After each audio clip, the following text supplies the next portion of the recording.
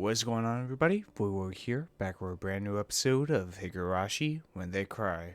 Last time on, we got the rest of Takano's pretty much backstory about how her grandfather, Hifumi's work, was pretty much quite brutally stepped on, and how she wanted to succeed her grandfather and make his name well known along with hers in order to become a quote-unquote god. We also see that the orphanage did caught her and did horrible things to her, which is left up to the imagination of the viewers, which is, it's a lot more scarier for something not to be stated than it is to be stated.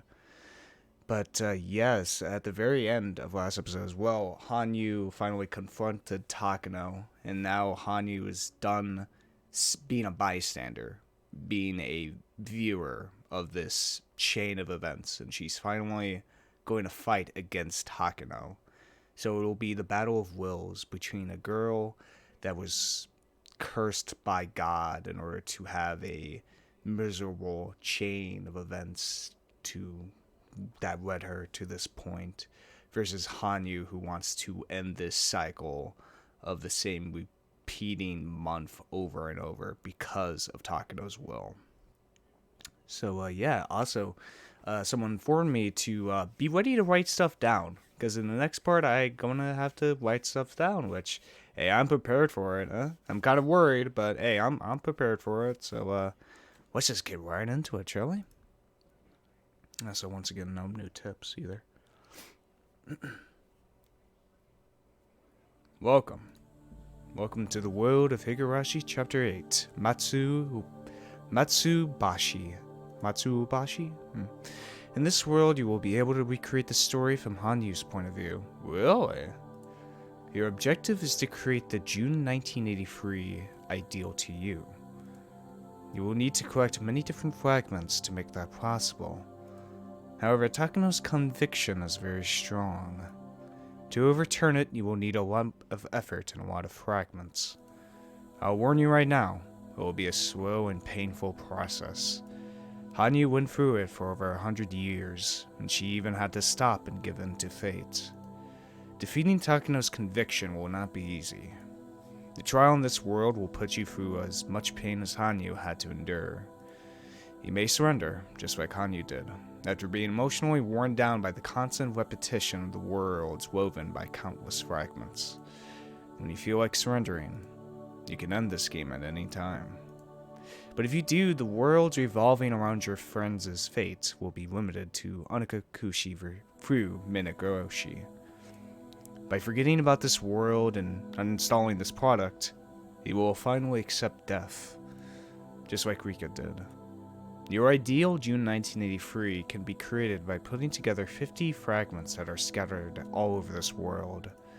To connect these fragments together, you will need the right ones. There are 50 of them, which may be dizzying. Oh, damn, 50. However, this world isn't that merciless. To ease your pain, there will be a little help for you. When you choose the wrong pieces, your only ally here will give you a sign that it's not yet time to put those fragments together. As long as the sign remains, you won't be able to connect them. You might as well go look for different ones. After you put other fragments together, you might be able to connect the ones you couldn't put together earlier. When that happens, she'll let you know. Let's put those fragments together. Then you'll be able to join the other ones too. When you connect all 50, it'll become one big fragment. There you'll find your ideal June 1983. That's when the long-awaited Matsubashi will begin. Before you peek at each fragment, why don't you line up all 50 of them first?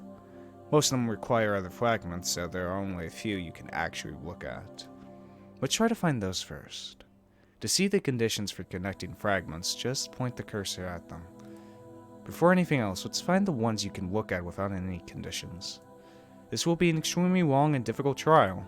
Let me tell you again, Hanyu challenged us for over 100 years and gave up on it. If you believe in miracles in the same way your friends do, even if you don't live in the world where they live, if you believe in them, welcome. Welcome to the world of Higurashi Chapter 8 Matsurubashi. In this world, you'll be tested to see if you believe in the world that Rika and the others believed in. A miracle only happens when everyone combines their strength. The June 1983 created by Takano is nearly indomitable. She's gathered many people whose powers are beyond the average person to her side, her backers being at the center of national authority. Even if it's 100 dice, all rolled ones, there wouldn't even be a chance to beat her. In other words, miracle is the only way forward. A miracle happens only when everyone combines their strength. And you are one of them. Are you ready? More than ready. The key to a long journey is not to pressure yourself too hard. Well, let's take it at a light pace. I'll work while drinking my usual wine. Shall we begin? We have all the time in this world. 50 fragments? Oh shit, okay. This is interesting. So I gotta connect them in order to make the ideal 1983. Hey, I got a big fucking cup of Coke. You have attained new fragments. Okay. Connecting fragments? Okay. Someone also told me, same person actually told me to save when prompted to, so go and save. Alright, let's see what the hell this is. Oh, shit. Okay. Well, this is going to be okay. Dose experiment. Satoko Hojo's detailed test result is required. Irie's decision is required. The disc required. Okay, which one is not required? God damn, look at all these. Holy shit. This fragment is required first. Dam construction operation withdrawal. Okay, let's use this one then. いやー、遅くなって申し訳ございません。今日はどういうわけか患者さんが多くて。お疲れ様です、入江兄さん。Tominake stood up suddenly and saluted when he saw Irie come into the room. そのニサというのはどうかやめてください。私は医者です。どうもその軍隊的な階級には馴染めません。せめて所長でお願いします。 Okay, so it said the construction dam withdrawal, so this must be like the earliest fragment, since most likely. 了解しました、入江所長。Tominake, of course, knew that Irie didn't like to be called Lieutenant Colonel, so it was something of a joke. They laughed casually together. On the other hand, Takano looked rather fed up with it. She couldn't stand hearing the same joke over and over, was even thinking about talking to Tominake about it. But she didn't want to hurt his feelings, so she simply never had the chance. Maybe it's because of how Tominake pronounces it, but she keeps hearing Lisa, Lieutenant Colonel in Japanese, Nisa. When she heard it that way, she kept hearing Irie Lisa every time Tominake said it. When Takano told Irie about it, he had a good laugh. Today was just a simple meet and greet. Tomorrow was the actual meeting. Tominake had already arrived, but there would be more inspectors from Tokyo at the meeting, waiting to hear about the progress that had been made. それはそうと、ダムのことで村中が盛り上がってるみたいですね。それはもう村中大変な騒ぎですよ。私も役員として自治体の地元説明会に参加してきたのですが、土星と馬星のそれはもう賑やかな説明会となりました。 After the basic Himizawa dam project was announced, the village was consumed with uproar. The government retracted their plans for concessions rather early on. They made their aggressive stance clear. They didn't want the locals to take advantage of them by showing their willingness to compromise. However, that backfired horribly. As they had historical ties to the land, the government's actions only made their bonds stronger. Neither the government nor the locals wanted to back down. ひなみ沢の人は気性が激しいですものね。やっぱり鬼の血が流れてるからなのかしら。笑い事じゃないですよ。あの説明会に夜中まで付き合わされた方の身にもなってみてください。それはお気の毒でしたね。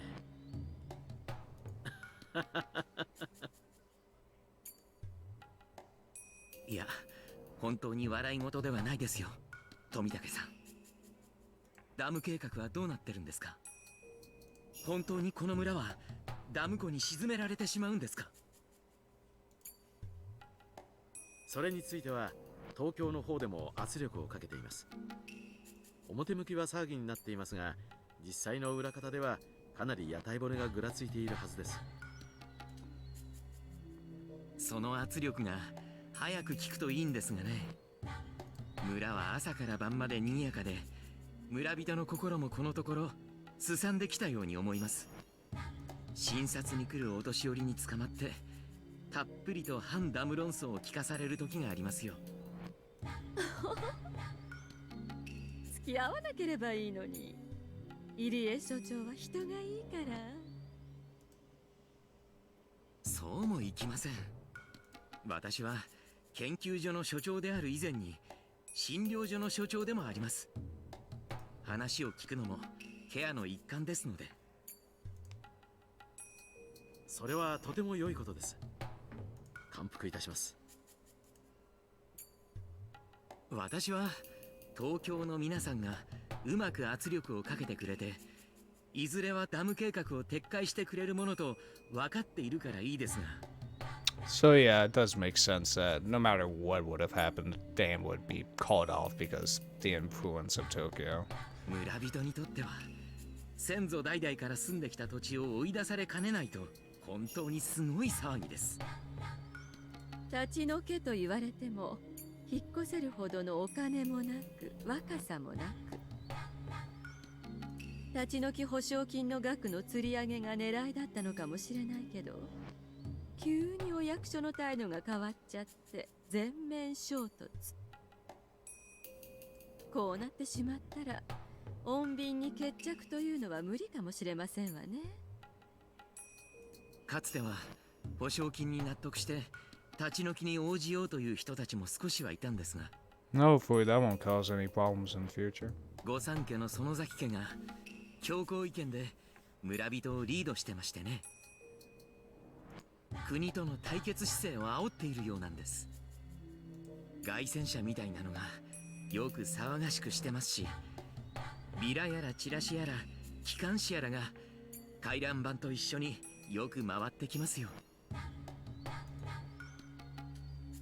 ここに住む人にとっては大変な問題ですからね。気持ちはわからなくもありません。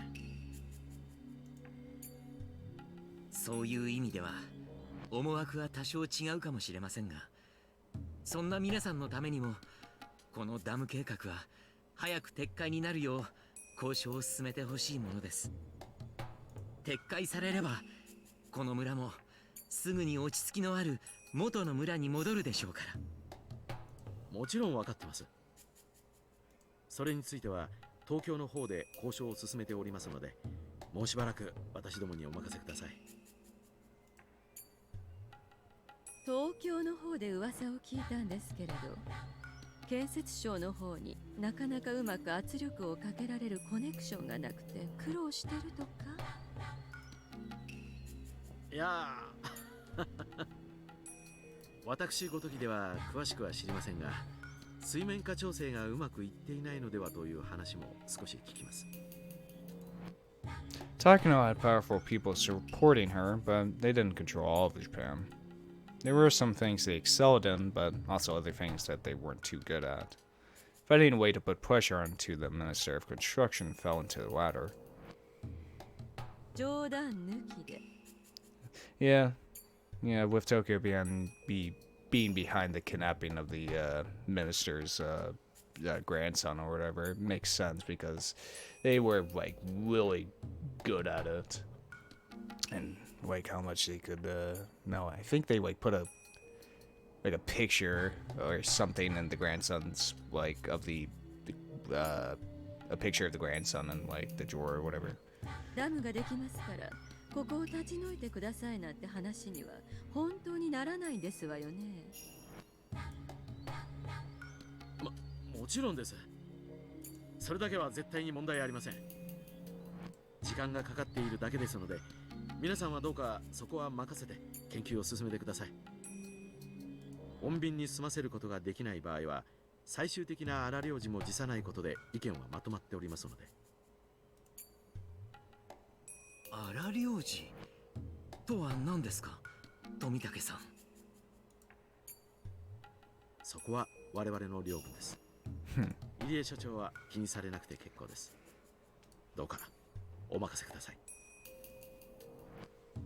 そうですか。わかりました。よろしくお願いいたします。大丈夫ですわよ、入江所長。ダム計画は絶対に撤回されますわ。だってそう決まっているんですもの。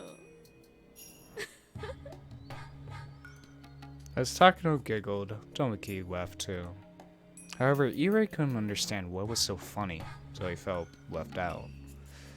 Irie only understood the meaning of those drastic measures when he examined a young boy he had never seen in the village before.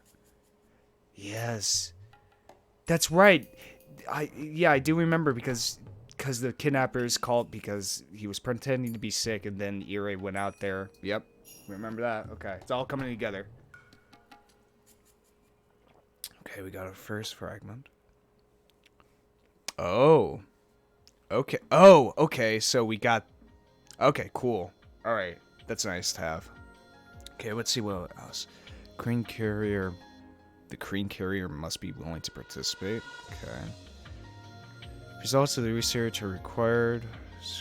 Research needs to have it hits its first snag. Instructions for the kidnapping operation required. Repetitive apologies are required. Satoshi Hojo's sister must refuse his visit at the clinic. Okay.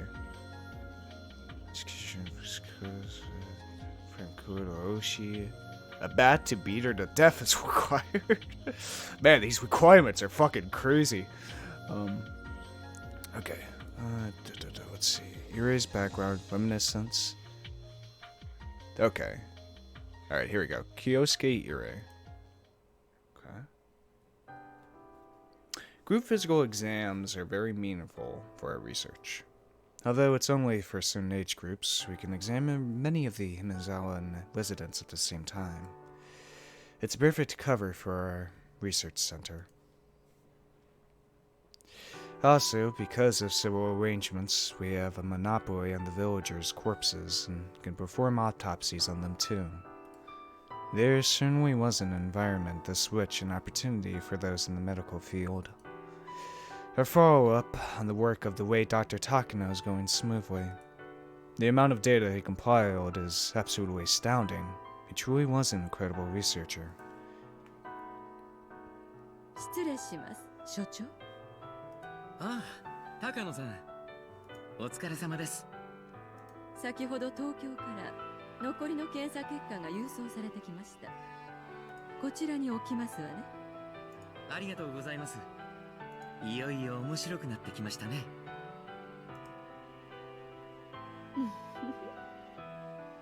この面白さを共有できてとても嬉しいですわ。Takano-san is my assistant, who was sent from the Self-Defense Force. But she's far from the image I have of an STF officer. It's like our research is being concealed. Maybe your identity is concealed too. I'm sure her name is an alias as well. I'm just a doctor and a researcher. Without Takano-san's support, it would be impossible for me to manage this institution. She's a pipeline to her clients in Tokyo, my assistant, as well as a researcher who's an expert on Himizawa syndrome.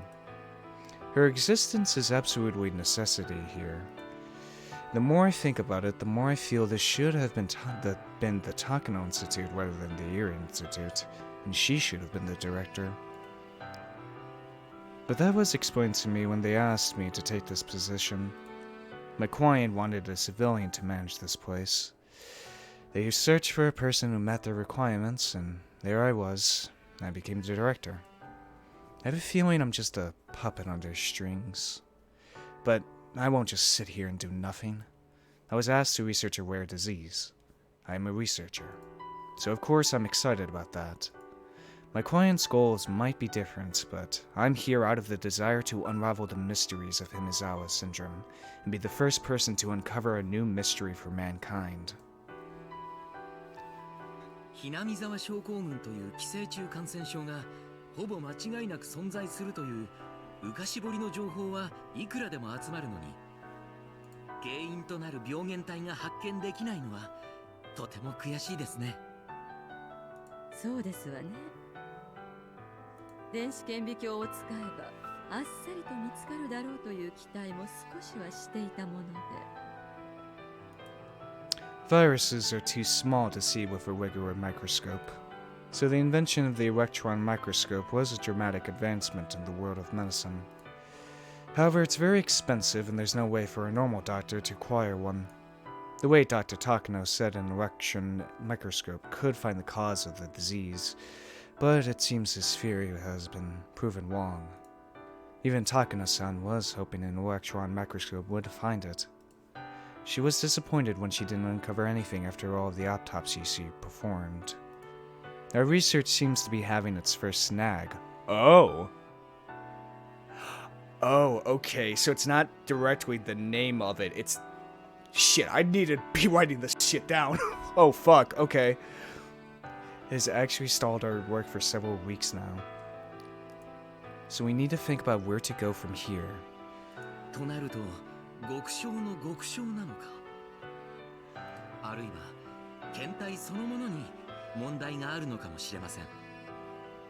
と申しますと？例えばですが、野生のネズミの体に多数のノミが寄生していることはご存知と思います。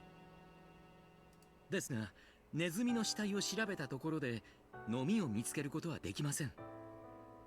宿主が死んだ時点で寄生虫であるノミの生活基盤も崩壊するからです。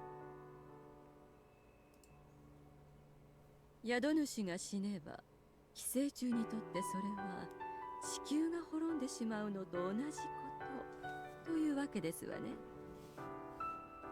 そうです。滅びた後の地球を調べても人類を見つけることができないのと同じです。ということは滅ぶ前の地球を調べればよいという話になりますわね。そうですね。ただ滅ぶ前の地球には人権があります。生きているうちに調べることは難しいでしょう。Hey, at least Irie has morality. Examining a living human's brain, no matter how you sugarcoat it, that bore a very grave meaning. From a medical standpoint, it's a necessity, but we have rules and morals in this world, and we have to advance medicine within such boundaries. There was a time when I was studying lobotomies for the betterment of mankind. I don't think I was wrong. However, could I ever be forgiven under our ideas of ethics? I don't know. One day my judgment will be handed down by the devil. Whether I'm guilty or not, I have to accept it. As I reflected upon my past, I heard a voice. It was Takano-san's.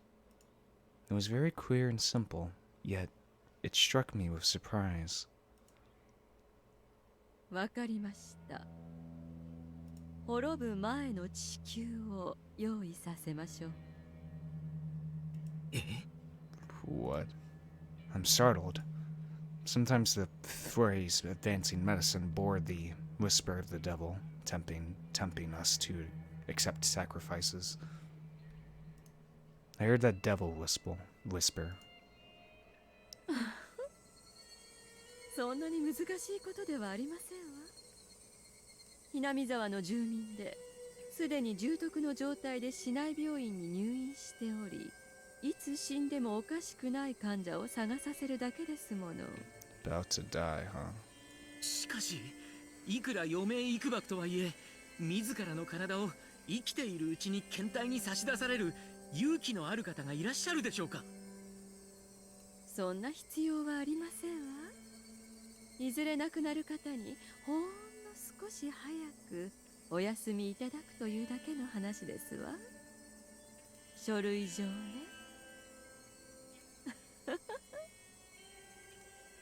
The patient who would be legally declared dead, even though they're still alive, and we perform an autopsy while they're still alive.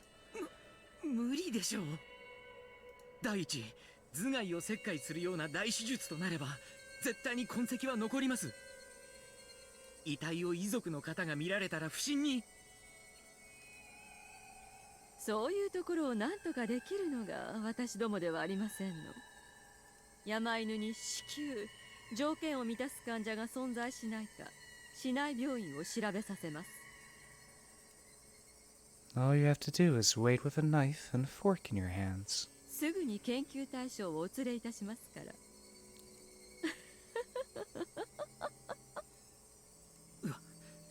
わかりました。Mio Takano-san is my partner. There's no question about that. But I just can't trust her. It's her extremities as a researcher which contrasts largely with mine. But are we so different? I'm here simply waiting with a knife and fork in my hands, just as she told me to. I just don't want to witness such a gruesome scene. That's all. What she's preparing for me now is exactly what I want. Who's the hypocrite? Not her. It's me. How can I say I'm different, knowing what I've done in the past? I've performed lobotomies without the patient's consent, despite it being surgery that might affect their life forever. How's that different from what she's doing? I have never doubted my past achievements. However, when I look at her, I start to feel unease. Takano-san is talking to Okonogi-san on the intercom in my office. I'm sure she's telling him to come over so she can explain to him what was just discussed. I'm simply watching without stopping her. I begin to reflect upon my past to remember why I chose to become a doctor. Interesting. It's very cool to see the thoughts of Irie, you know. Once again, bystander, huh? I mean, I think the biggest difference between Irie and Takano is that Takano's a lot more honest with herself, huh? A lot more honest. So I think what I'm going to do is I'm going to go through each fragment and write down their requirements.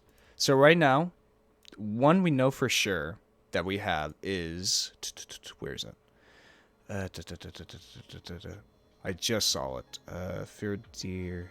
Research needs to have hit its first snag. Okay, here we go. Gotta write this down first. But, I've done it.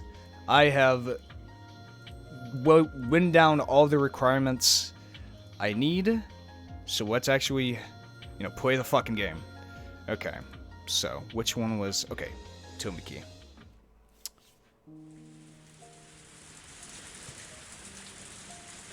The forecast said there was a chance of raining in the evening, but I didn't think it would rain so hard. We decided to wait at an abandoned bus stop for the rain to clouds to clear. I'm so... あら、いいのよ、気にしないで、次郎さん。私も土砂降りになるかもしれないことを覚悟の上で出かけたんだけど。Takano-san giggled. Although she said the weather might change suddenly, I dragged her out here. I feel stupid for making her come along and ending up ruining her precious day off. I have to go back to Tokyo tonight, so it will be a while before I can return to Hinazawa. I didn't want to spend my last day at a cheap hotel in Okayama, so I asked her to go for a stroll. いや本当に申し訳ない。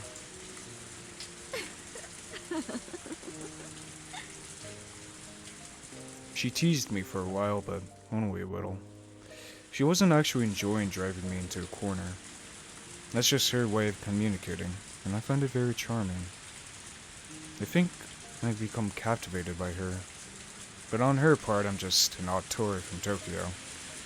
That's why she's being so nice to me. It's definitely not because she likes me personally.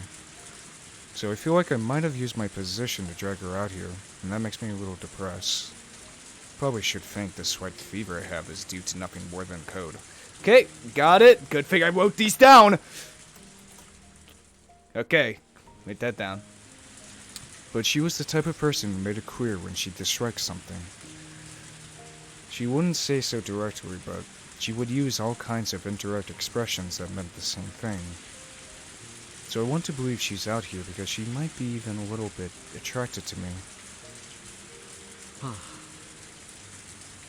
I shook my head as I frowned upon my selfish thoughts. She chuckled as though she knew what I was thinking. I felt myself starting to go red after that.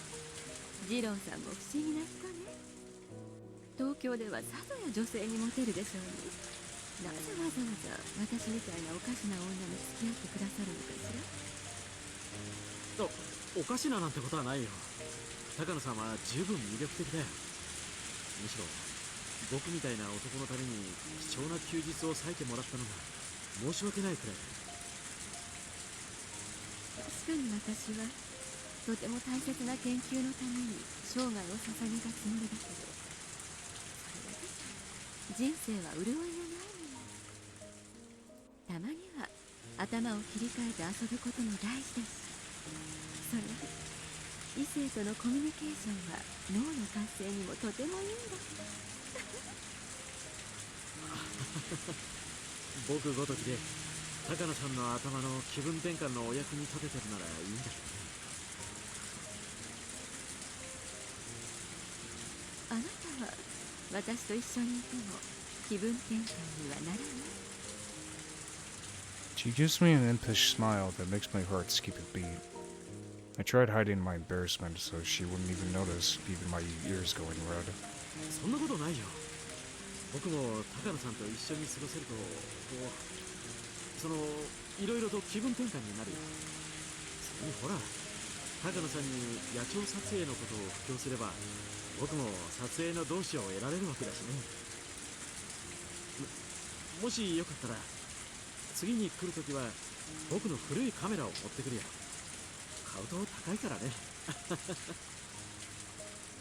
It's so expensive to buy a new one, you know? ありがとう。あなたを虜にする野鳥撮影がどれくらい楽しいのかぜひ教えていただけると嬉しいわ。ぜひ次の機会には野鳥撮影の散策にご一緒したいわ。じゃあうん。僕のお風呂で少し挑戦してみて馴染めそうだったら新しいカメラを買う方がいいんじゃないかな。東京に戻ったら送るよ。ありがとう。次に来てくださるときはぜひ私の写真の批評をお願いするわ。どんな写真か楽しみだな。きっと二郎さんみたいにはいかないわ。本当に初めてですもの。While she keeps her cool and smiles, all I can do is blush and scratch my head. Am I being conceited? I can't help but think that Takano-san likes being with me. If it's mere flattery, I don't think she'd come along this far. Oh, no. Taking woman's flattery seriously is a mistake I always make. I shouldn't assume that she's attracted to me. そういえばこうして二郎さんと二人きりでゆっくりおしゃべりをするのは初めてね。そうだね。いつも所長とか他の研究員の人とかがいたりするからね。私あなたのことを全然知らないの。あなたが東京でどんな仕事をしているかとか、今までどんなことをしてきたのかとか、自衛隊ではどんな活躍をされているのかしら。昔ちょっとだけ教官の真似事をしてたけどね。怪我をした時に目をやっちゃってね。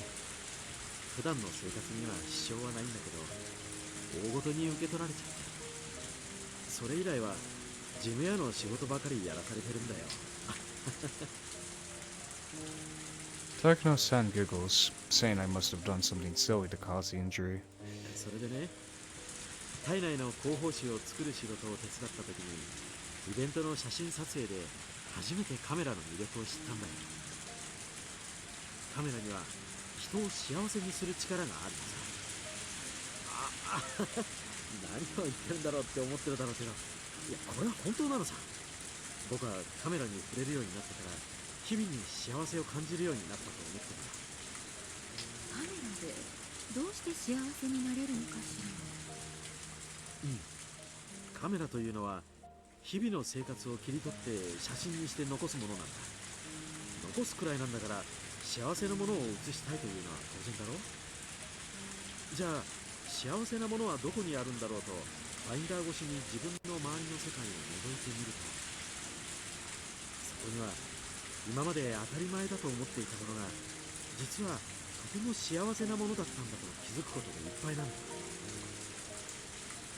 例えば路肩のアスファルトの隙間からけなげに生えている一輪のタンポポだって、忙しく通り過ぎる時にはただの雑草に過ぎないけれど、ファインダー越しに覗いた時、それは春の訪れを教えてくれる季節からの素敵な贈り物であったことに気づけるんだよ。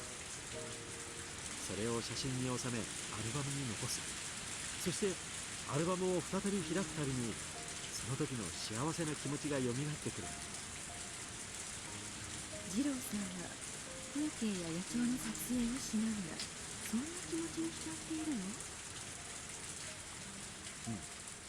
その写真が芸術的かどうかとか、賞を取れるような劇的瞬間かどうかなんていう野心的なことは僕にとってあまり重要じゃないんだよ。僕たちが気づかない小さな幸せに気づかせていって、そこにこそカメラの魅力があるんだと思ってるんだ。だからそんな気持ちでこのひなみ沢をファインダーで覗けることはとても楽しくて幸せなことなんだよ。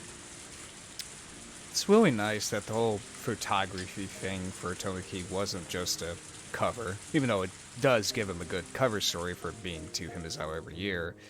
It's still nice that he actually does appreciate, he has a passion for photography. So I'm really glad to be able to see Himizawa through my feed finder. I have a tendency to go overboard when I talk, but most of the time Takano-san playfully twists my words right back at me. So it's very unusual for her to listen to me like this. Takano-san sat down next to me and tried to fiddle with my camera. I don't know how much of an impression I made, but I think she is indeed interested in cameras. I was expecting her to tease me like usual, so I'm happy to see that this is her reaction. ちょっと試してみるね。私にもできるかしら。簡単だよ。最初はピントの合わせ方とシャッターの押し方だけ覚えれば十分さ。待ってください。ああ、レンズには絶対に触れちゃダメだ。簡単じゃないじゃない。Since she seemed to show an interest in cameras, I wanted to take a walk around Himizawa and take some pictures of the scenery. But unfortunately, the rain doesn't seem to want to stop. But she was still having fun and kept taking pictures inside the bus stop. So the first set of pictures she ever took were of odd things in that dark little building. Since then, every time we'd meet, we ended up walking around the village with our cameras in our hands.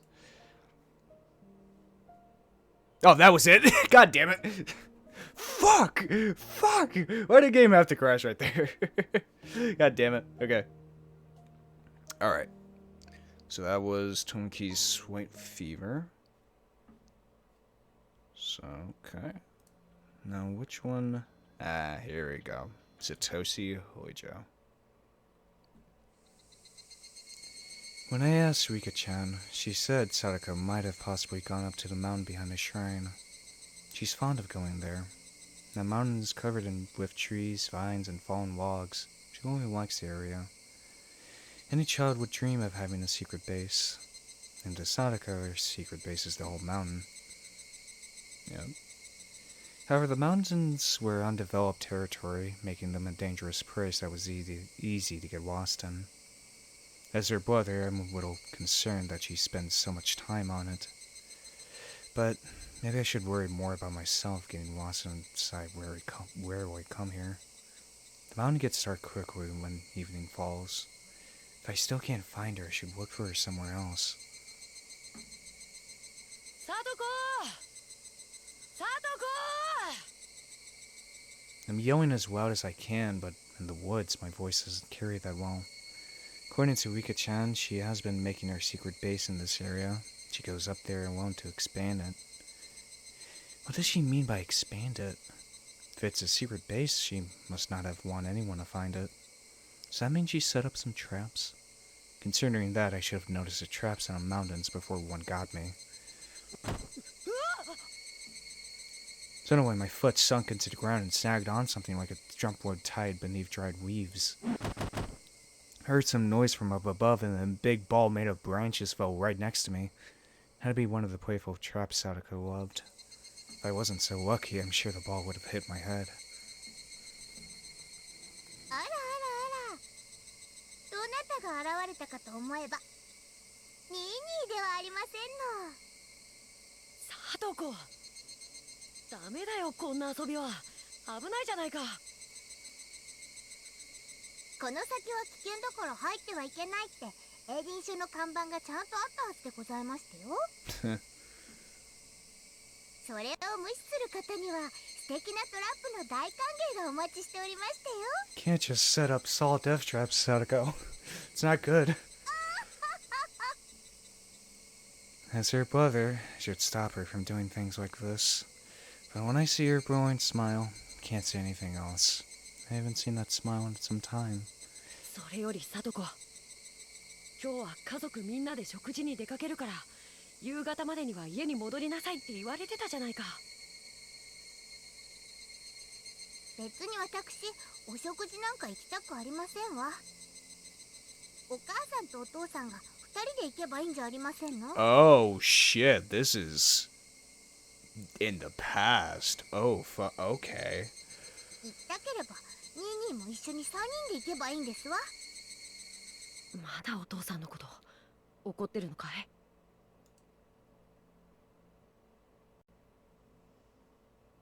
He threw an ashtray at me. 違うだろう。 No, that happened with our previous father. The current one hasn't done that. He locked me out on the Vendera. He didn't feed me lunch. He complained I got him the wrong brand of cigarettes, and he slapped my face saying I shouldn't be a picky eater. それから。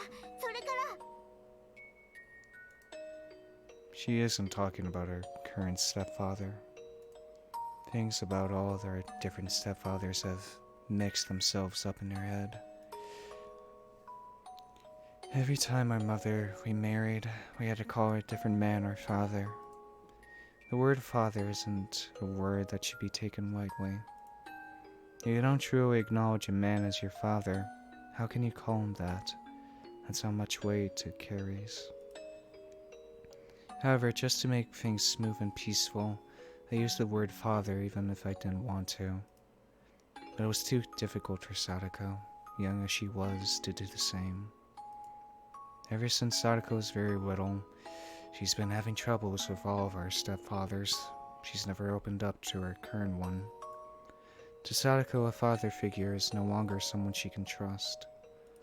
It's true that our current stepfather doesn't have any experience being a parent, so he sometimes gets rather upset with her. But ever since the incident where Sadako called the child abuse hotline, our stepfather regretted his mistakes and tried his best to communicate with her. Even my mother realized how much Sadako has suffered emotionally when it was pointed out by the social worker. She's doing her part in trying to bring Sadako back into her family. But Sadako completely refuses to even try. It's understandable though. Her childhood has been filled with misery. Sadako can only open up to me. That's why I have to be the one and only family member she can trust. Otherwise she'll be all alone in this world. But the brother and the sister alone can't be considered a family. Even if we don't get along now, if we continue to communicate even in a small way, we may be able to become a real family someday. サトコ、今のお父さんはだんだん優しくなってきたよ。サトコと仲直りしたいっていつも言ってる。そんなの聞いたことありませんわ。お父さんがそれを言おうとするとサトコが逃げちゃうからだよ。お父さんももっとサトコと話をしたがってる。もうかぼちゃを無理やり食べさせたりはしないって言ってたよ。嘘ですわ。かぼちゃを食べるまでは食卓から出て行っちゃダメって何度も注意されましたわ。Again, she isn't talking about her current stepfather. サトコ、とにかくニーニーと一緒に家に帰ろう。せっかくお母さんが福引きで当てたお食事券が無駄になっちゃうよ。予約制だから今日行かないと無効になっちゃう。ニーニーだけで行けばいいんですわ。私は一人でお留守番してるのが好きなんですの。Sadako usually doesn't stay out playing this late. She knows we're going out, and that's why she's out here alone. Although I want to snap at Sadako, I controlled myself. Because she only has me. I can't scare her. とにかくサトコ、帰ろう。食事に一緒に行くかどうかは帰ってから決めてもいいんじゃないかな。それにサトコに案内してもらわないと僕家に帰れない。ニーニ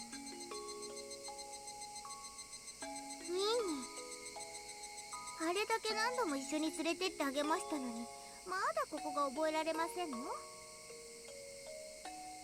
ったくしょうがないニーニーですわね。Sadako holds out her hand.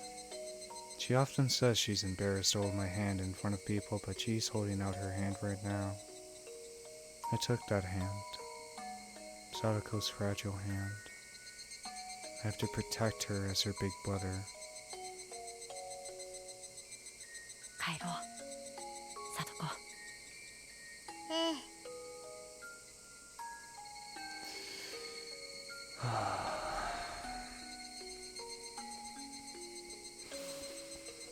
Ooh, pumping my heart, huh? Ooh, stabbings, ooh, my heart, my heart. It's pretty obvious what that is. That was, sense of responsibility. Okay. Alright, there's another one. She's here. This one. Okay, the introduction of Sadako. My name is Sadako Hojo, but Hojo is my current father's family name. I was also Sadako Hitake, Sadako Yoshizawa, and also Sadako Matsuura because of my previous fathers. I'm still not used to being called Hojo-san. If someone calls me Sadako, then I know that person is talking to me, because Sadako is the name I've been using since I was born. I don't understand why my mother keeps getting married and divorced. If she's going to get a divorce, why does she get married? She's married, why does she get a divorce? I asked her before, but depending on the situation, her answers were different. When I asked her when she was married, she got angry. When I asked her after she got divorced, she cried. I don't understand the meaning of marriage. So I have no interest in drawing pictures of a bride in a wedding dress. I don't think I'll ever get married. I don't want to keep changing my child's last name. My teacher once asked if I liked my mother. I think it was when I was in kindergarten in Okayama.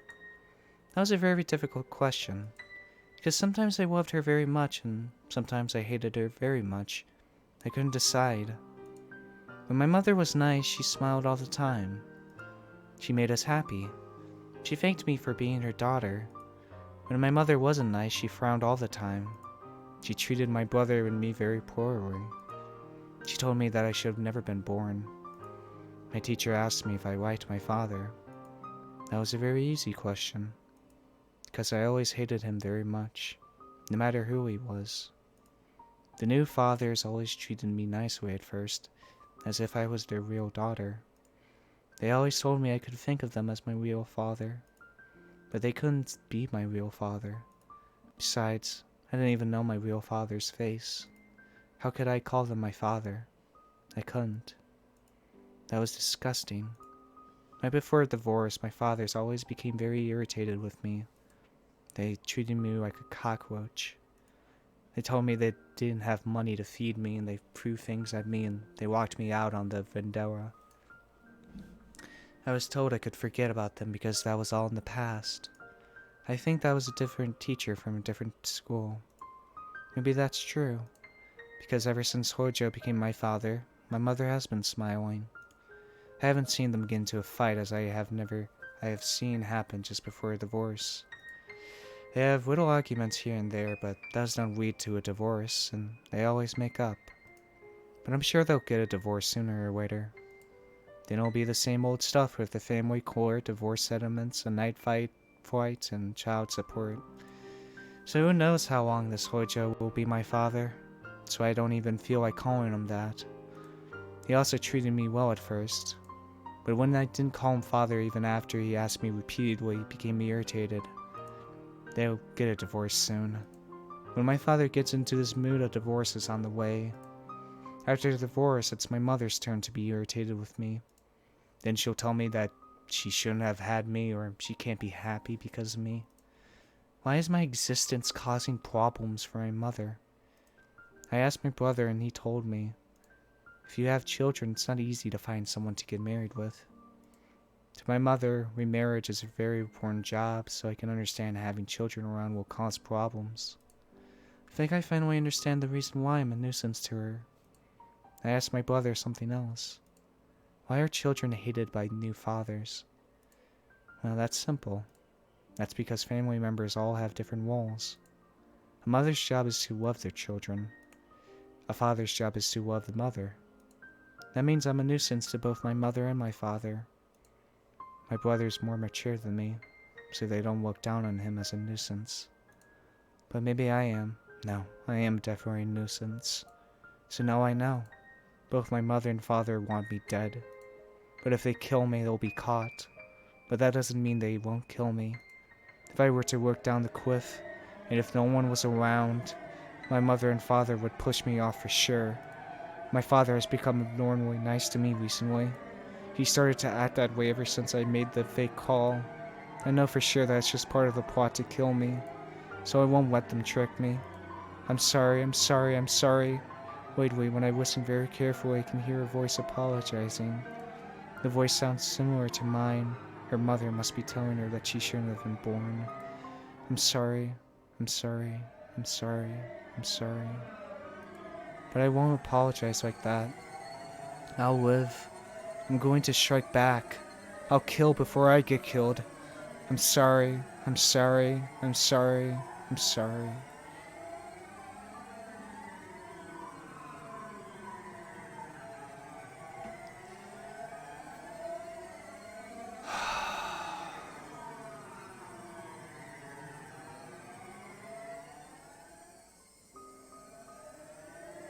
Son of a bitch.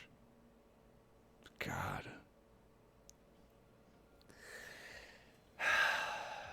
Fucking Satoko, man. Being with... I mean, I have no experience with it, but being a child and having multiple stepfathers probably won't help children mentally, you know? And obviously with the Hinazawa syndrome within her, I think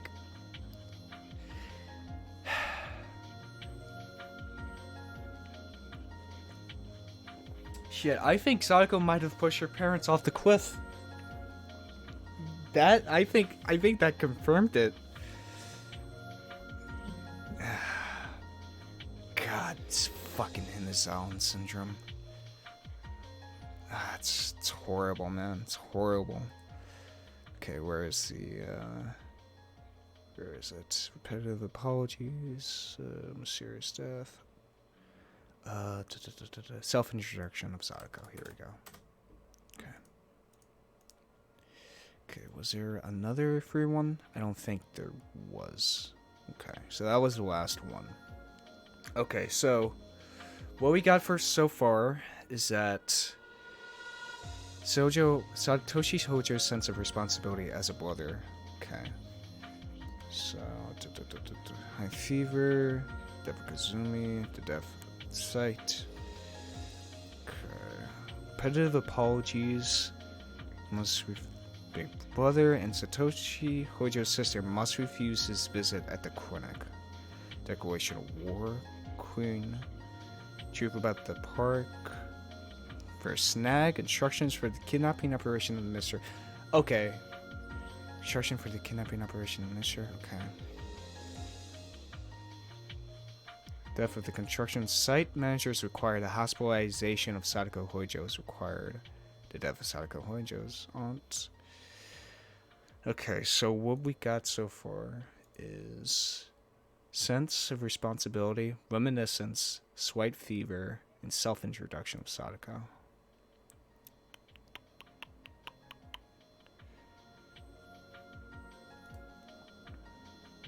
Reminiscence, complete, slight fever, park, day, death. Oh, this I completely forgot about this one. Local explanatory meaning. Completely missed this one.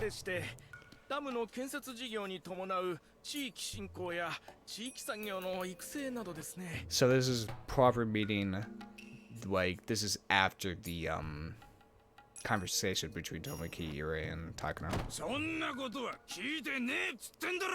Or maybe not. 俺らの誰の断りがあってダムなんか作ろうって言い出したかって聞いてんだ。おう、わしらから税金絞るだけ絞っといて、それに対する返事がこれっちゅうんか。アンドレは誰の税金で給料もらったんじゃ。ですから先ほどから申し上げておりますように、言い訳など聞いちゃならんねえ。いつ計画を中止するんか聞いとるんじゃい。お前じゃ話にならん。東京の建設大臣を連れてこい。ここではっきり白黒つけちゃう。ごめんか、コッパ役人が。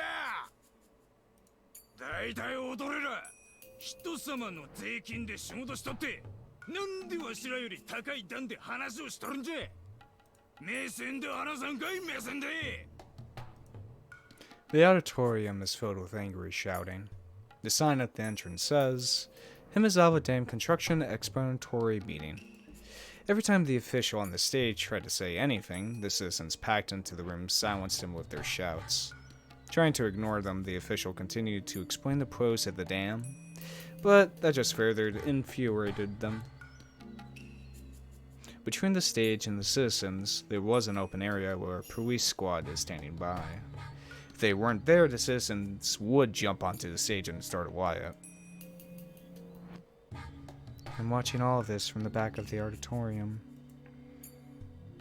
It's obvious to anyone that they're being swallowed by their anger. They've become filled with a bloody red rage. The anger that came from a certain purpose becomes a purpose in itself, and it creates a vicious cycle where anger leads to more anger. Anger is a necessary emotion for humans. People face many difficulties in their lives. Anger gives them the motivation to fight and conquer such difficulties. Therefore, anger is an essential part of life itself, so I will never reject anger itself. However, anger like this, that goes far beyond normal, makes people forget their purpose. That is no longer a central part of life. As the blood rushes to the head, a person can't even remember what they've done. They go out of control. Such emotions are very painful, sad, and difficult to endure. I can clearly see the villagers who live alongside us turning into demons. I understand the rules of the human world. The power of an individual can't be compared to the power of a government. To be able to fight, an individual needs to become part of a larger unified power. But to steer that unified power in the right direction is extremely difficult. The cycle of anger leads to more anger. Not anger that helps you live, but anger that exists only for anger. It's just like being a demon. And this emotion is capable of violently rousing us from our long, peaceful slumber. Everyone is immense in their own anger. We lived peacefully with the villagers while we slept quietly. Yet now we've awakened, and it's like the world is trying to return to that age when demons were said to rise from Onkafuji Swamp. They keep shouting at everyone to get them to calm down, but my voice can't reach them because of the vicious cycle of anger. Even so, I'll continue shouting, hoping even one of them will hear my voice. Because if I don't do anything, the demons may awaken. The demons that went into a deep sleep may reawaken because of this commotion. Then all of a sudden, the atmosphere changed. Looking up, I saw that the angry exchange between villagers and those on the podium had devolved into confrontation between the villagers themselves.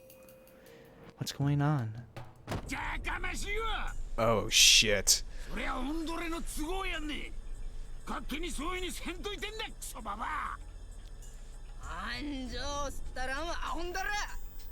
I think this is the conflict, so writing down that X.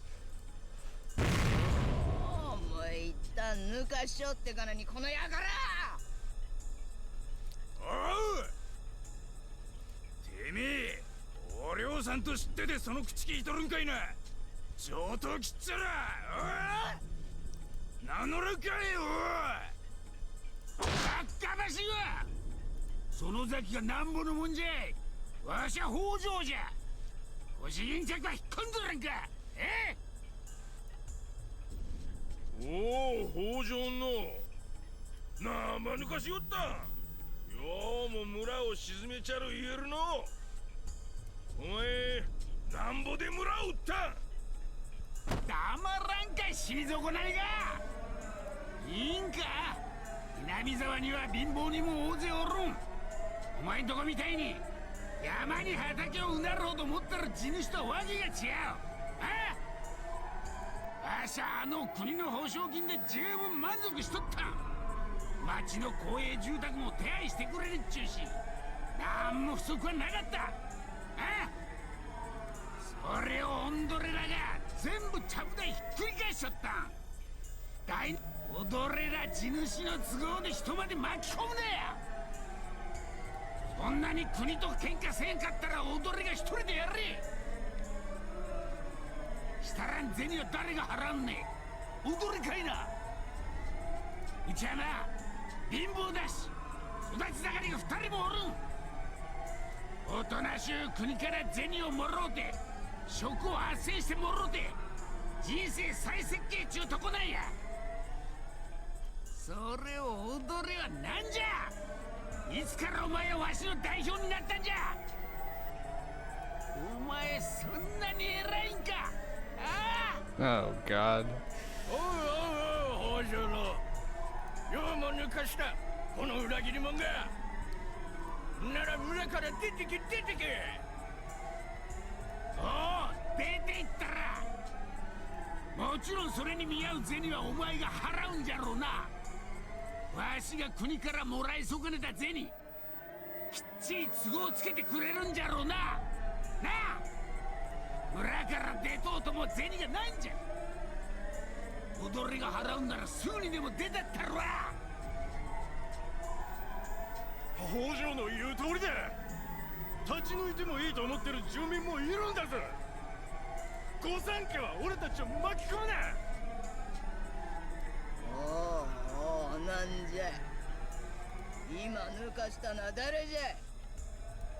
名乗らんかボケ。残りたいやつ勝手に残ればいいだろうが。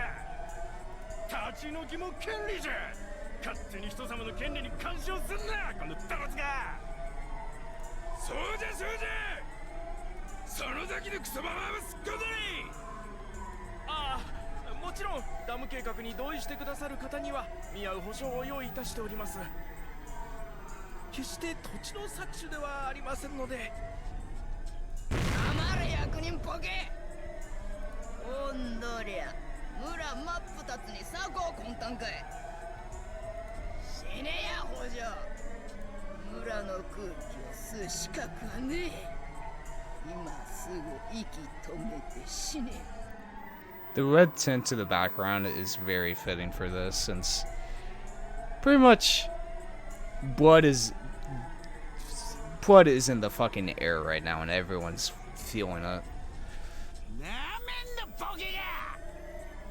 ぶっ殺したら前に出るクソババア。ああ、引っ込まんかいデカポリ。抜かした。よう抜かした北条のこの園崎おりょう。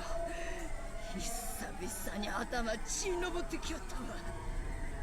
きっちりけじめ取らしてもらうかんな。楽しみに待っとるや。北条、やれやれ。国は俺たちに仕事と住みかと金を与えろ。こらこら、やめなさい暴力は。お互いやめてやめて。すったら上等じゃ。恩師が出てこんかいな。 Everyone is being tainted with the bloody red anger, and I can only watch. The least I can do is to apologize for the tragedy that is about to happen. I'm sorry, and I'm sorry, I'm sorry, I'm sorry, I'm sorry. This is how things started. From this day onward, the Hojo family and the Sonozaki family will wage a feud against each other, and the Hojo family will become ostracized within the village. This marks the beginning of Sadako and Satoshi's lives of tremendous hardship. And as we saw with Sadako, she doesn't feel like she's part of the family. The only person she could trust is her Nini. And with the Hojo family being ostracized by the village, doesn't fucking help matters. God. Oh my god. No wonder fucking Hanyu keeps saying I'm sorry, I'm sorry. Once you see all of it in plain effect. I mean, hell, the damn construction side was never going to work. It was never going to, like, you know, pan out. Because, you know, obviously with the influence of Tokyo, they would obviously get rid of it in order for the research to be intact. So really, the whole Hojo and Sonozaki feud from the beginning meant nothing, because they were never going to get compensated for leaving the village, because the dam was never going to be fucking constructed. Hell, the murder of the construction foreman and Oshi's whole reason of trying to fight against this curse was that because of the Himizawa syndrome probably influenced the workers there that led them to murdering the foreman, and that's what, you know, publicly stopped the damn construction site. In reality, it was really the kidnapping of the ministry's grandson, or the construction's grandson. So his murder is like pretty much, oh my god, what a fucking ugh. When you see all of it, when you see the whole fucking picture, it's like, damn, you know? Damn is all I can say. Okay, is there anything else that we need? With castle, conflict between. Oh, here we go. Yeah, let's do Riko's, since we got the conflict. Alright. I ran into Sadako while on my way to the grocery store for my mother. And Sadako said she was going there too, so we decided to go together. After exchanging our shopping lists, it became easier to guess what the other family would be having for dinner. Sadako's family is having grilled fish and cooked vegetables. We're having Salisbury steak.あ人は羨ましいですわね。私、魚はともかく煮物というのがちょっと怖いんですのよ。先日買ったかぼちゃがまだだいぶ残ってるみたいなんですもの。きっと今夜もかぼちゃの煮物三昧なのです。かわいそかわいそなのです。あらかじめかぼちゃが出てくると分かっているのも憂鬱でございますわね。はあ。みー、突然かぼちゃを出されても怒るくせに贅沢なさとこなのです。リカにだって少しは嫌いな食べ物があるはずですわよ。そういえばリカ、大福とかシュークリームとか甘いものが嫌いだったんではございませんこと？別に嫌いではないのです。意地悪で食べないだけなのですよ。Poor Hanyu. 食べる気なら何個でも食べられちゃいますのです。パンプキンパイだって美味しくいただけますのですよ。ミパー。リカだけ好き嫌いがないなんてずるいですわ。Conversations like this are how I have fun. Sadako is my best friend. I usually don't like grocery shopping, but if I'm with Sadako, I can make it into an enjoyable evening stroll. Near the supermarket, there's grocers and other shops, forming a little shopping district. The grocery store is busy this time of day. All the housewives and Ms. Al are gathered here to shop.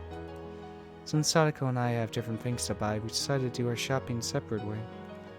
いらっしゃい、いらっしゃい。おや、リカちゃま、いらっしゃい。お買い物かい？えらいね。ミパー、僕はお買い物ができる偉い子なのです。そうかそうか、リカちゃまは偉いな。ほら、偉い子のご褒美にこれをあげよう。There were several candies for the owner's occasional asthma attack inside a sweetie full of change hanging in the front. He picked out a sweet from there and gave it to me. It was my favorite flavor, strawberry milk. Okay.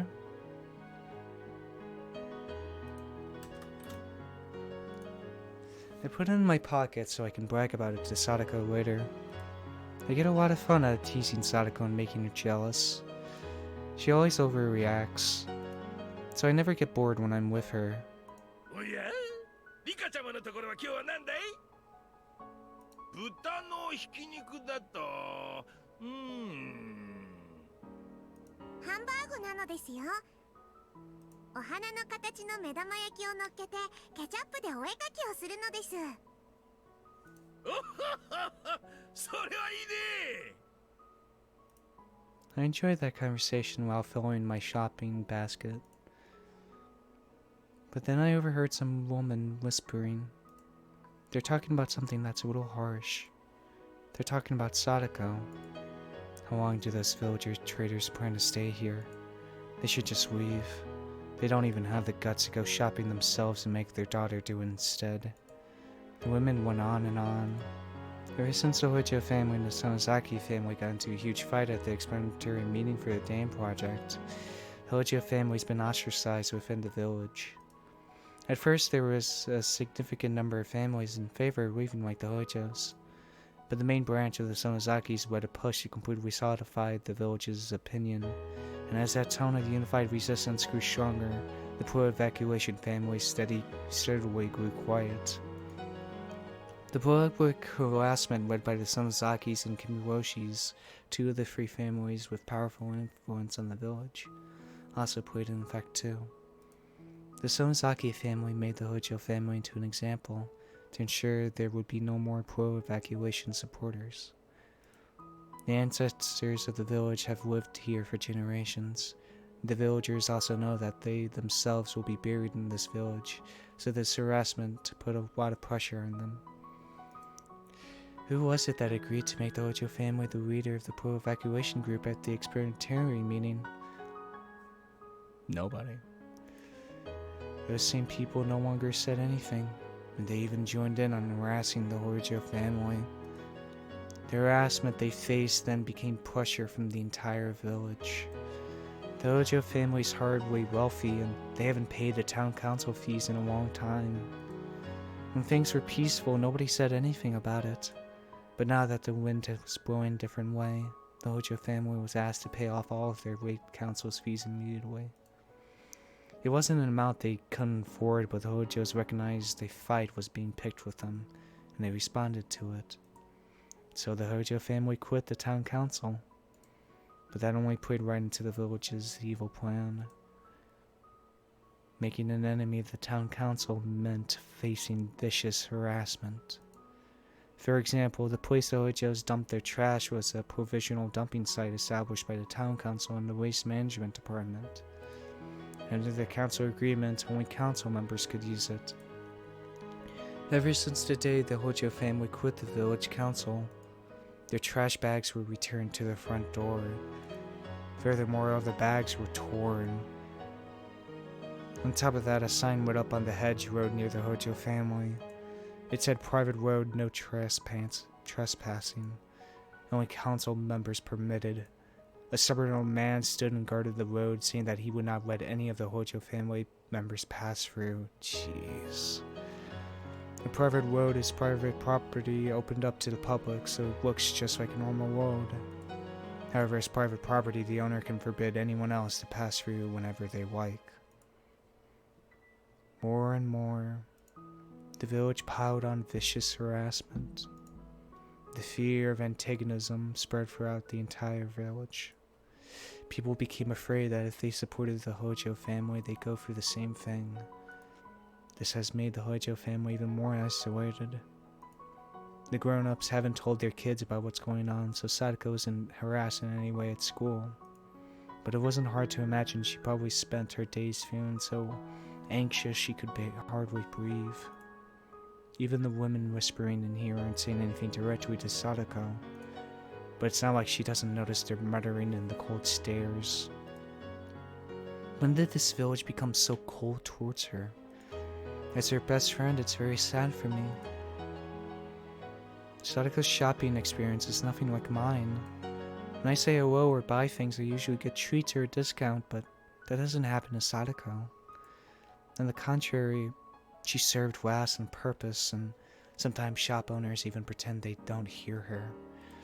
Obviously, people don't want to have anything to do with her.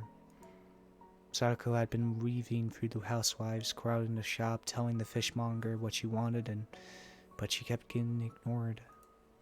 She's decided to keep her smile and pretend she doesn't mind, but I know. It was far too painful for her to endure. At that point, Satoko dropped her coins on the ground. Maybe her finger got stuck on something when she was trying to put the change back into her wallet. I ran through the crowd to help her pick them up, but as I did, I noticed something. Satoko dropped a lot of coins and is struggling to pick all of them up, but nobody's helping her. It's not just that, it's almost like they're acting like they don't even see her there. Satoko isn't expecting anyone to help her, since she's the one who's dropped them. But there are so many people around, and not even one is trying to aid her. Satoko, 僕も拾いますですよ。あ、大丈夫ですわよ、リカ。 Her reaction is all I need to know to tell how hurt she is. Furthermore, when I started to help Satoko, other housewives started to pick up the coins too, as if it's the natural thing to do. So they can only help if a shrine maiden of the Furude family does. If I didn't help, they would have disregarded her completely. And the fact that other people helped only because I did hurts Satoko even more.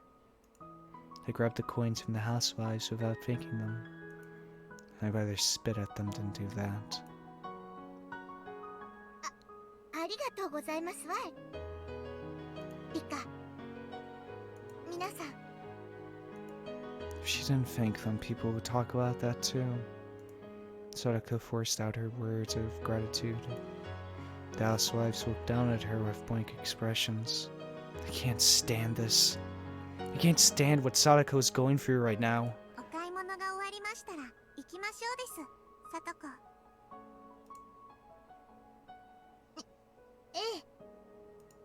I grabbed Satoko's arm and pulled her away. I was frustrated, sad, and bitter. What has Satoko done? Reality's just too cruel. Everyone loves me, but can I share that love with Satoko? Satoko must be wondering why people treat me so differently. I shouldn't come shopping with her. Or rather, I should have done her shopping instead. さとこ。なんですのリカ。風にをばらまいてしまってかわいそうかわいそうなのです。なのでこれはさとこへの残念賞なのですよ。I wanted to at least ease her pain a little bit, so I pulled out the strawberry milk candy I just received. But Satoko refused to take it. その飴はリカがもらったものではありませんの。My hand froze.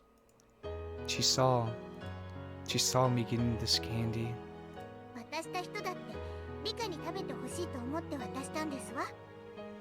だから私が食べたら失礼ですわよ。Satoko turned her back on me and kept walking. Without even saying goodbye, she continued on to her house with the shopping bags in her hands. I only wanted to ease her pain. I ended up rubbing salt in her wound. How can I call myself her best friend? If I could, I would have crushed the candy right there. Shit. We kept hearing about it, but it actually being like visualized to us, it's nothing extreme, but it's just the little things that get to you, you know. It sucks. God, man. God. Okay. Alright. Let's continue on to the next fragment. So I saw there was a... Here we go. Mion.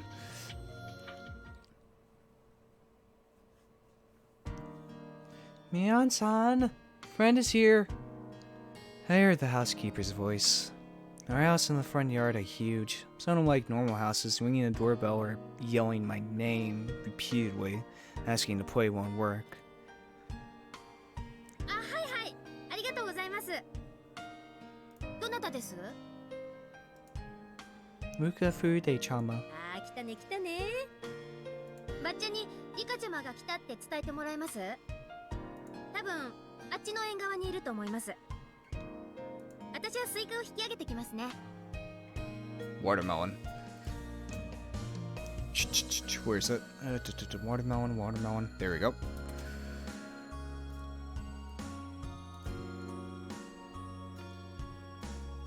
Granny received many beautiful watermelons from somebody, so she wanted to share. I just called the Furude house a short time ago. Mika-chan is here to pick one up. Did she come here on her bicycle? Can't remember if it has a big enough basket. Pull the watermelon from the well while thinking about that. The cold water in the well has refrigerated the watermelon, and the condensation makes it look delicious.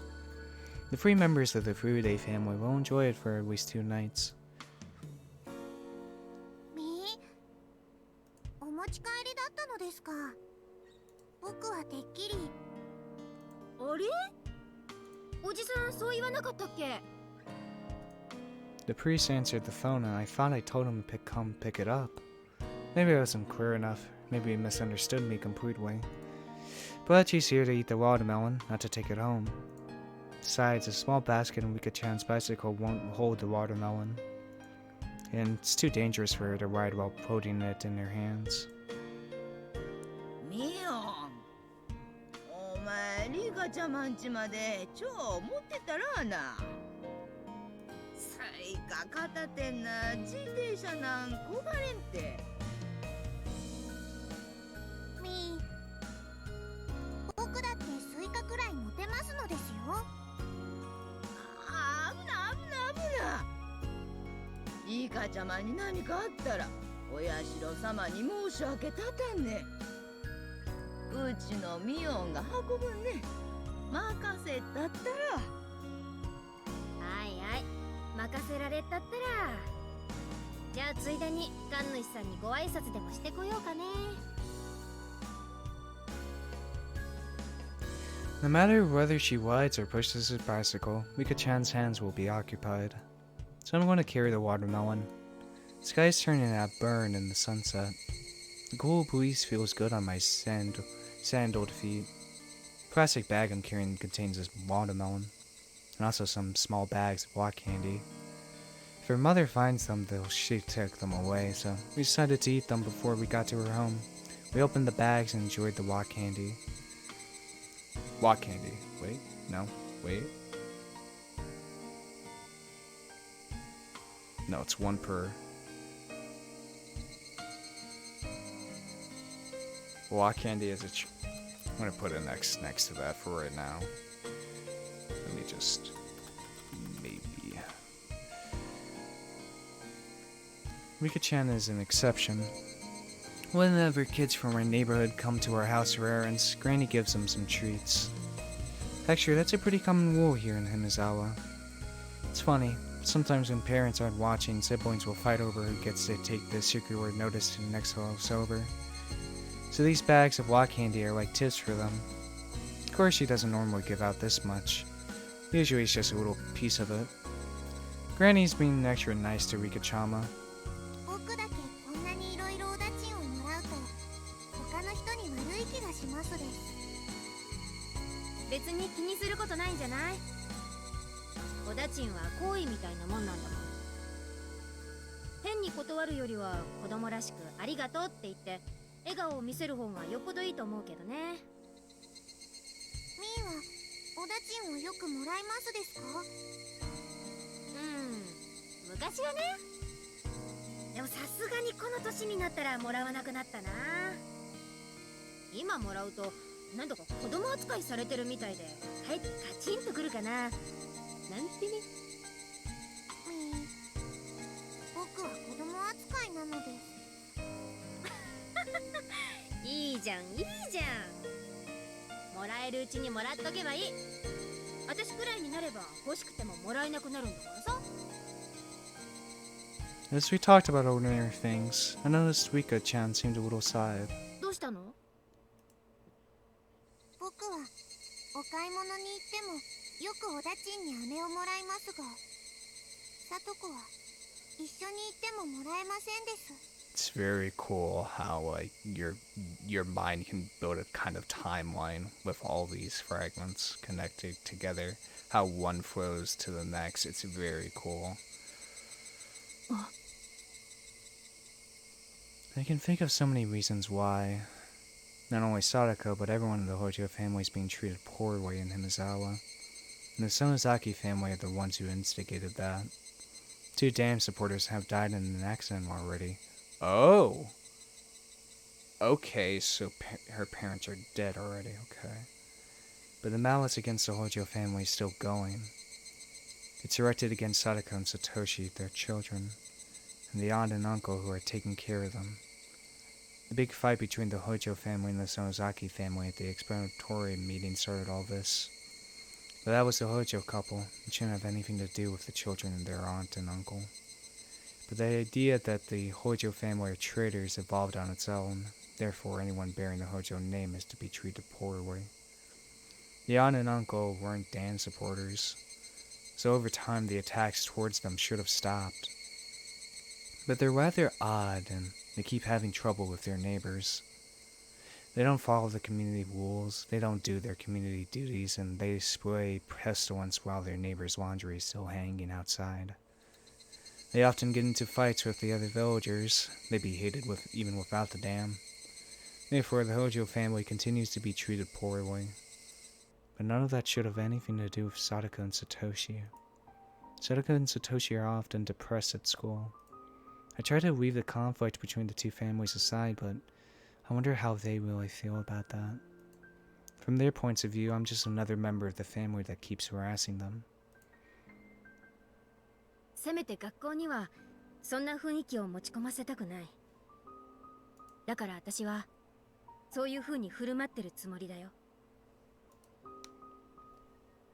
それを学校の中だけでなく外にも広げるにはどうしたらいいのですか？ That'd be pretty difficult. The Hojo family made enemies of the free families. They were branded as traitors, that's still considered the truth. It wouldn't mean anything if one person suggested an end to the hostilities just because the events around the dam are history now. On the contrary, that would just put them in the same position. Fortunately for Satoko and Satoshi, the only thing they can do is wait patiently until the issue withers away. All I can do for them is provide an oasis until that day comes. では、サトコたちはいつまで耐え忍べばいいのですか？わかんない。ダム戦争は数年に及んだ。その時に押された烙印を払拭するんだから、それと同じ年数はかかるかもしれないね。But we don't got years. それはつまり、サトコたちが大人になるまで誰にも許してもらえないということですか？サトコが子供のうちはずっと村中から冷たい目で見られていろということですか？それはあまりにも辛いね。みー、僕たちはサトコやサトシの仲間なのですよね。そうだよ。私にとってだって二人は友達だよ。仲間だよ。なら僕たちの仲間を救うために僕たちに何かできることはないのでしょうか？私たちに何ができるんだろうね。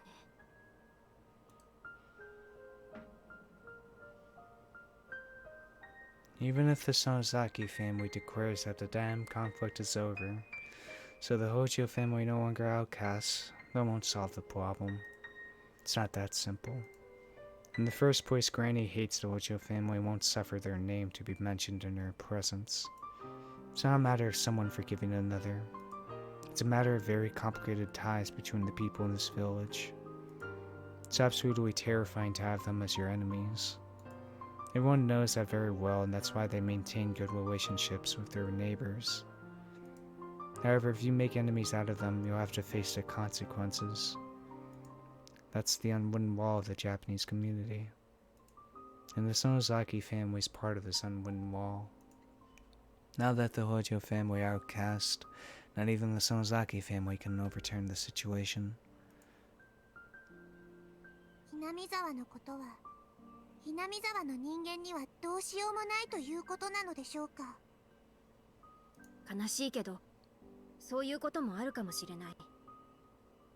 もしサトコを救う人が現れてくれるとしたら、それは村のしがらみにとらわれない、そういう人なんだろうね。A third force, catchy. でもそんな人村にはいない。村の外から誰かが助けに来なければ救われないということですか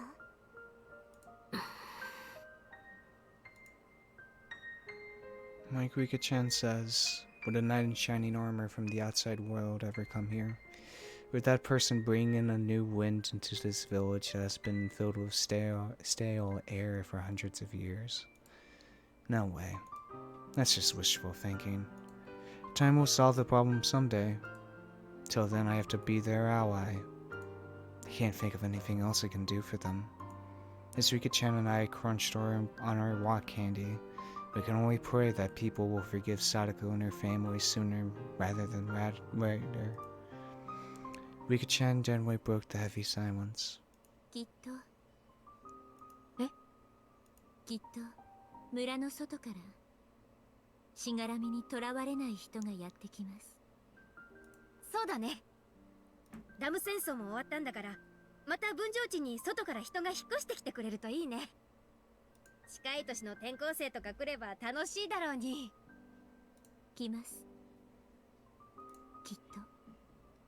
そして彼と力を合わせて私たちは村の悪兵を打ち破るのです。Yeah. それが私たちの未来を閉ざす3つの錠前に対する最初の鍵。え？何それ？なんかの小説？ Rika-chan says some odd things sometimes. When she talks that way, she seems so mature. I even start to doubt she's a little younger than I am. The unreasonable antagonism towards the Hojo family. Will there ever be someone from the outside who will shatter our old traditions?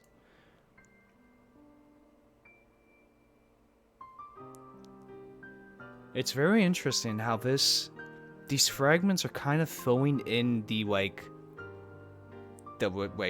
between chapters, or like the past. Yeah, kind of really the past of Himizawa it's filling in. Okay. So, we got the watermelon. Maybe the rock candy as a treat? I don't know about that, but here we go. Watermelon. See, right there. The Goo family's move. A red capsule is required. I don't know where that is. But conflict which is required is self-intrude. Oh, here we go. The Hojo Senboys. We can do this. Can definitely do this one. The Hojo family is well known for going against the whole village during the dam conflict. Both the husband and the wife were rather aggressive, and they fought a fierce battle, especially against the Sonzaki family. Although the whole village treated them coldly, the husband and wife didn't really care, kept on fighting. In a way, they were extremely strong-willed people. I'm sure their children had to go through a lot because of them, though. Satoko-chan and Satoshi-kun were treated coldly by the villagers as well. In addition to that, Satoko-chan and her stepfather didn't get along, so their stress levels must have reached their limit. Because I'm the director... Oh, Irie. Because I'm the director of the local clinic, a rather respected member of society, people usually tell me a lot of things. So I was aware of the treatment they were receiving even before I met them. I met Satoshi-kun first. Satoshi-kun came to the clinic because he felt ill from too much stress. Okay. He must have thought he had a cold. Okay. Anything but that? I don't think so. No. When I examined him, he even told me that. But hearing his repeated sighs and by seeing the exhausted look in his eyes, I knew right away it wasn't just a simple cold. Medication would heal his symptoms, but that'd be only a temporary measure. The only way to truly cure him would be to change his living environment. Well, that was easier said than done. He was surrounded by tangled and complicated relationships with the village and his family, so just resting for a few days and then taking some medication wouldn't do.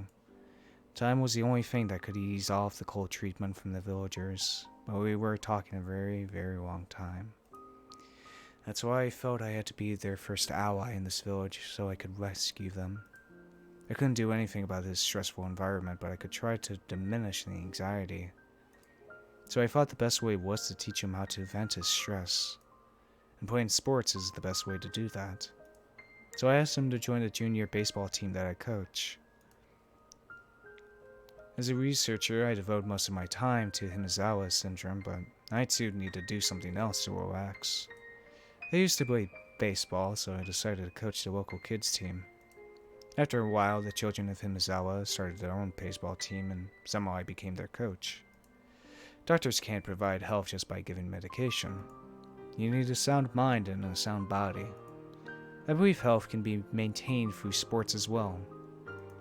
But our team needed more people.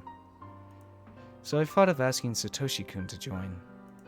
Being a bookworm, Satoshi-kun wasn't interested in playing sports. He wasn't sure how joining the baseball team would help his situation. I didn't need to go on and on about athletic medicine to explain why sports help people become healthy. I just wanted him to experience it himself to realize how great it feels to play sports. I think he realized it gradually. He was reluctant until the very end, but he attended all of the team activities and games. As I saw Satoshi-kun slowly regain his wifeliness, I realized my plan worked. However, if Satoshi-kun was under that much stress, then Sadako-chan, who lived in the same family climate, must have felt the same way. Unfortunately, I didn't think of her back then. So when Sadako-chan was carried into my clinic as a patient, I regretted doing nothing about her even while knowing the situation. As Satoshi-kun recovered under my guidance, Sadako-chan was left alone in her stressful environment. Also around that time, there was an incident bad enough to make Sadako-chan collapse. That was, of course, her parents' deaths. The day of the Wanakagashi festival was a very uncomfortable time for the Hojo family, because although it was a village festival, it was also a day to celebrate victory over the dam construction project. It's understandable that they would plan a family trip around that time so they could leave the village. Sadako-chan's parents fell off the cliff of the park they were visiting. It happened on such an unlucky day. Because it happened on the day of Wanakagashi, people said it was the curse of Oshiro-sama. And people labeled the Hojo family as one that was cursed by Oshiro-sama. The parents were given the cold shoulder by everyone in the village. So with their parents gone, Satoshi and Satoko should have been freed from that, but unfortunately the accident happened on the day of Wanakagashi. That's why the members of the Hojo family continued to be shunned. Sadako-chan was the only one who was at the site of the accident. Satoshi-kun didn't go on the trip because he had an event with the baseball team. Therefore, the police mainly interrogated her. The detective Oshi suspected an act of organized crime by the village, so with Sadako-chan as the only witness on site, he drilled her with questions. She was as stressed as Satoshi-kun, perhaps even more, so of course she couldn't take it. During the interrogation, she began to wheeze and gasp for air. The anguished look I saw on Sadako-chan's face when she was carried into the clinic was very, very tragic. It broke my heart just to imagine what she had to go through. 監督、サトコは大丈夫ですか? Well, I guess this is going to be the...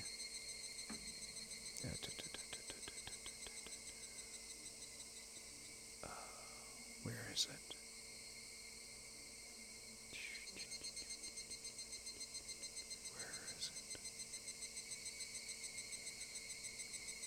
I know I wrote it down. Where is it?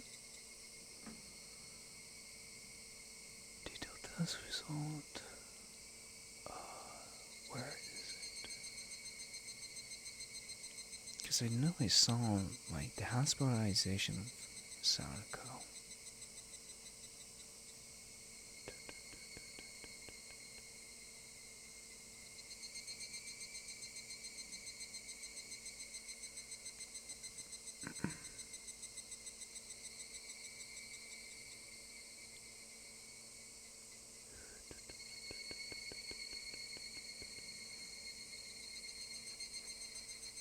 Did I just make that up? No, I couldn't have. Wait. You know, let's just keep going. ええ、安心してください。一時的に混乱してしまっただけですよ。あっても大丈夫ですか? やっと薬でぐっすり眠れたところです。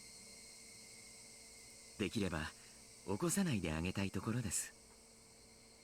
しばらくゆっくり休ませてあげましょう。様子を見て数日入院させてあげるのもいいかもしれません。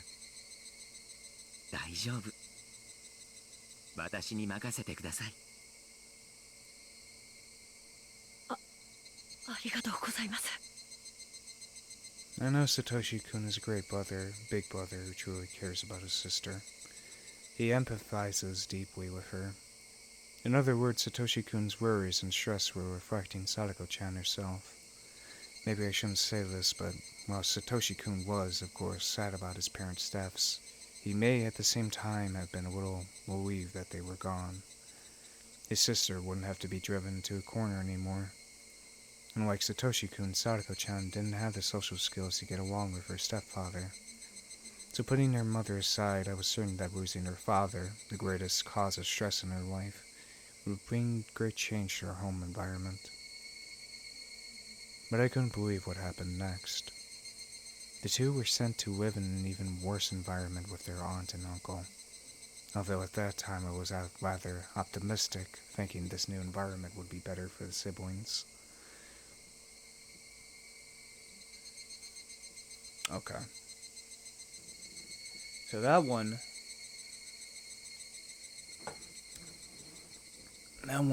I know I wrote down hospitalization of Sadako. I know. Oh, there it is. Okay, hospitalization. Okay. Part-time job. Okay, so rock candy as a treat. If I remember correctly, I think someone told me that one of the requirements on like page 4 of this, you don't need it. And I'm going to guess it's the rock candy one, since most likely the Beyond's fragment, it was about the watermelon instead of the rock candy, since each fragment has been only one thing instead of two. So I'm going to guess it's that. Most likely, right? Let me see something. Let me see. Footsteps in the 4th year. Gotcha. Okay. But for right now, before we do that one, hospitalization of Sadako. Which one is that? Because I did see that. Weekend Satoko's shopping trip is required. Or maybe it is 2 things. Guys, we just saw Weekend Satoko's.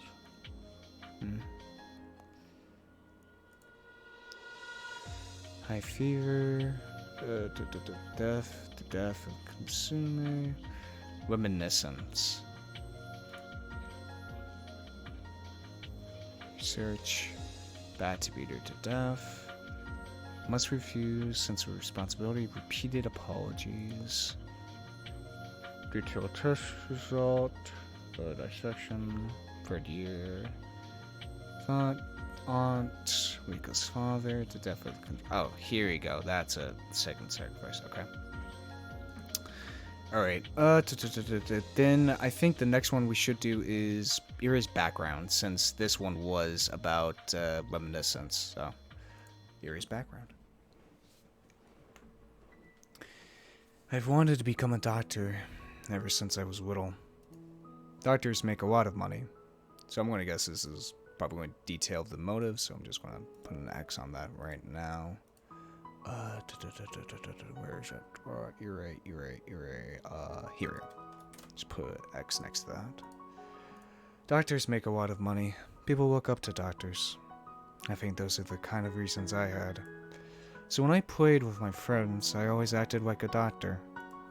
I cleaned their wounds and applied ice packs when my friends sprained their ankles using what I learned from household medical books. Everyone, including me, believed that I'd be a doctor one day. My family was poor, so they praised me for that goal. They told me that I needed to study a lot to become a doctor, so they borrowed some pseudo-medical books from the local library for me. The rental fees weren't cheap, so I would speed read one book in a day, and the next day my parents would go back to the store to exchange it for a different book, saying they accidentally borrowed a book they already borrowed before. By doing so, my parents borrowed 2 books for the price of 1. Of course, now I know those books were rather useless, but they were highly motivational just the same. My neighbors called me Dr. Kyosuke-kun, and I was always picked for class health officer at school. Even my teachers helped me with the classes I needed to take to become a doctor. Of course, in reality, becoming a doctor isn't as easy as it might seem. I had to study diligently, and the path was most definitely rough. To become a doctor, one must attend college. Since my family was poor, I was told I wasn't allowed to go to an expensive private school. So I had to be admitted to a national public university. My grades weren't bad, but the admission rate to national public universities is very marginal. Especially since I wanted to go to a medical school, my chances were even smaller. I studied like crazy. My only driving force was my childhood dream of becoming a doctor.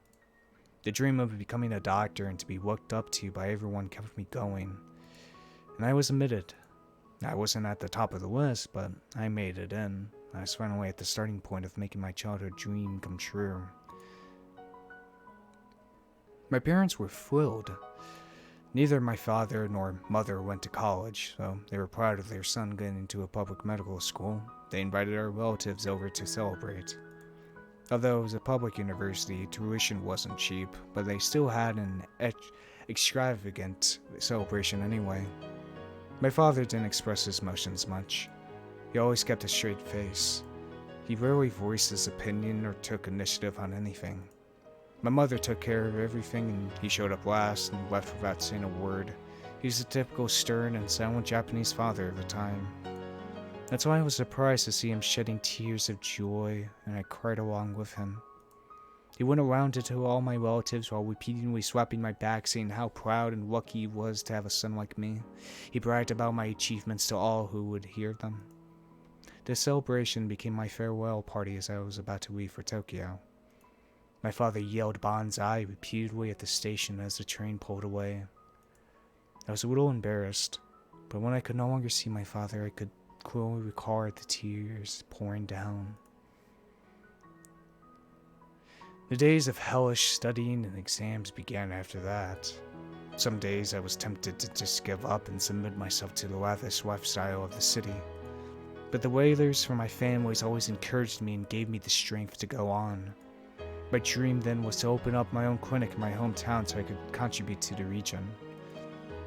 I never even dreamed of getting involved with brains. One day I noticed a difference in the letter from my family.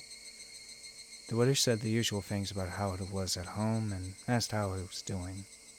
But the postscript was what caught my attention. Your father has become really violent lately. Sometimes he turns the house upside down and I don't know what to do. I just couldn't picture him acting viciously, and I was extremely surprised. Did something happen? But in the postscript, my mother said that there was nothing she could think of. My mother and father had been together for a long time. They'd been together since well before I was born.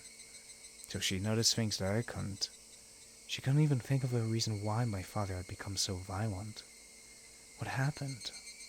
They got along so well. They were such a lovely couple.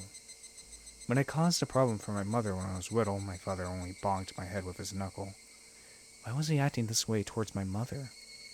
Maybe there was some kind of misunderstanding between them. I was going home for the new year. Maybe I could have a good talk with him then. But the situation was a lot more serious than I thought. On one cold winter day, I found my apartment door unlocked.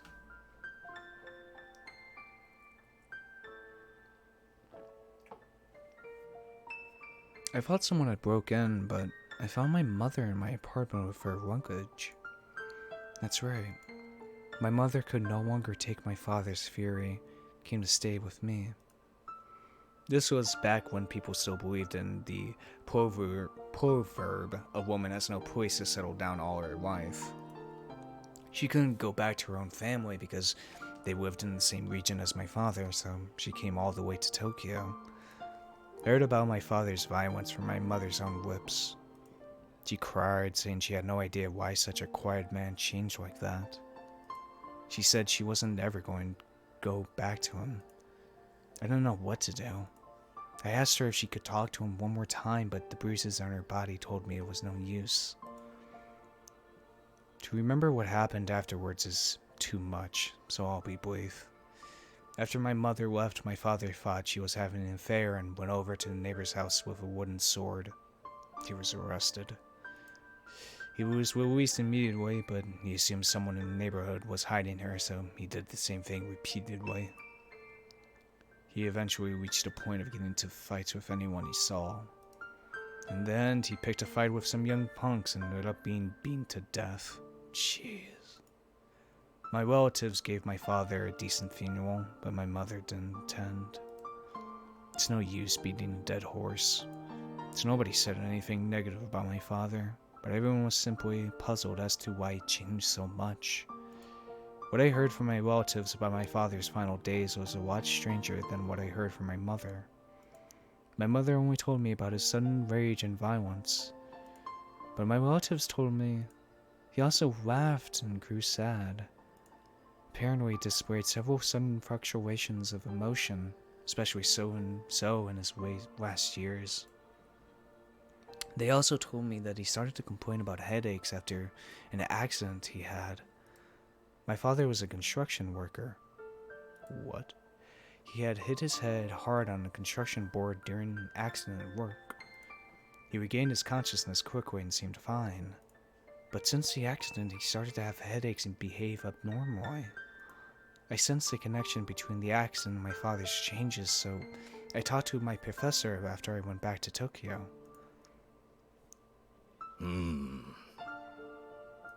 断言はできませんが、その様子から入江君のお父さんに何らかの異常が起こっていた可能性は否めません。That's why Irie became interested in lobotomies. その事故の際に脳が傷つき、精神的な変化を起こしたのかもしれませんね。お父さんの晩年の言動からは、そんな患者さんに多く見られるいくつかの症状が伺えます。Human behavior is created by the brain, and if the brain is damaged, it can cause erratic behavior. In other words, my father wasn't crazy. He was suffering from a disorder. お父さんの遺体を検視できるなら、脳をよく調べてみるといいでしょう。ひょっとすると、腫瘍のようなものが見つかるかもしれません。My father had already been cremated, so there was no way of knowing. But hearing about his behavior, I knew for sure. That was the only way to explain why such a quiet and gentle man would change. I tried to explain all of this to my relatives to regain my father's honor, but hardly anyone understood. If his brain was damaged, he would have been dead. But he was alive and well, so the accident didn't damage his brain. It wasn't his brain that caused him to change, it was his mind. They simply brushed it off like that. This is the perception most people have about the brain. They don't realize the mind and the brain are connected. Most of the relatives didn't believe me, but there was one person who I really wanted to, anyway. That was my mother. As she got older, she grew senile and she exaggerated the abuse she had to endure. All she did was criticize my father. And every time she ended up crying, lamenting that she married him. They were a lovely couple. We were a great family. That's why I wanted to convey to her that she was misunderstanding the situation with my father. My father's behavior was caused by his brain damage. What he did to her was very sad, but he didn't want it to be that way. I told her that he wasn't at fault. But my mother didn't understand. Before she took her last breaths, I begged her to forgive my father. But her final words were, "Please don't bury me next to that man." My father wasn't at fault. He was simply the victim of a brain disorder. You don't complain to a person who's coughing because he has a cold. Because coughing is just a symptom, and he should be sympathized with. In my father's case, the symptoms weren't as obvious as a cough. They took the form of changes in personality which are much harder to recognize. If I had studied the brain more, I could have explained it better to my mother so that she could have understood him. Then they could have been a nice couple again in heaven. When I realized that, I cried. And I also realized that there are plenty of people like my father in this world who are suffering from a disorder, yet they are misunderstood and despised for it. And then I found out. I found out about a miraculous cure for such disorders called a lobotomy. Ever since that day, I spent my days learning about the brain so I could help people who are suffering from mental illnesses.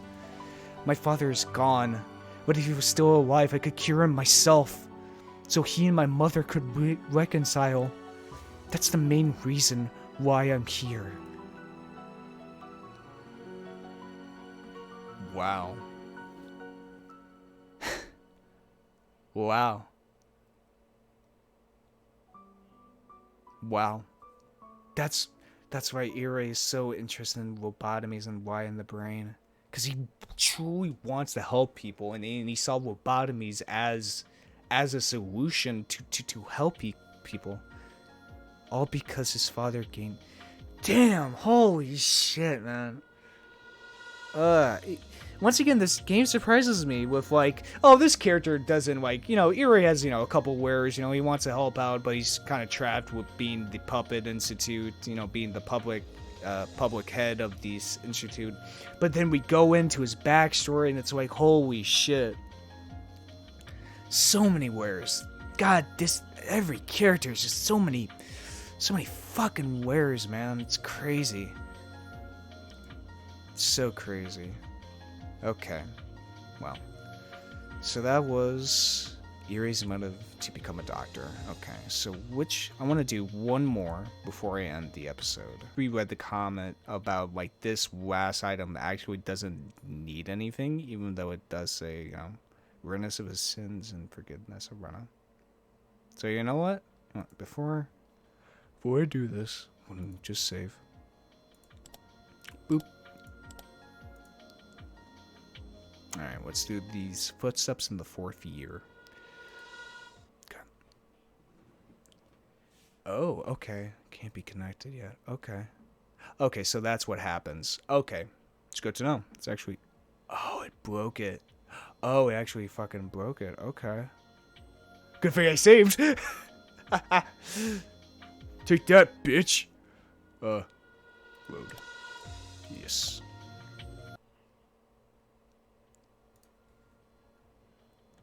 Oh, save scumming. Ain't it something? Okay, so what do we have so far? So we got...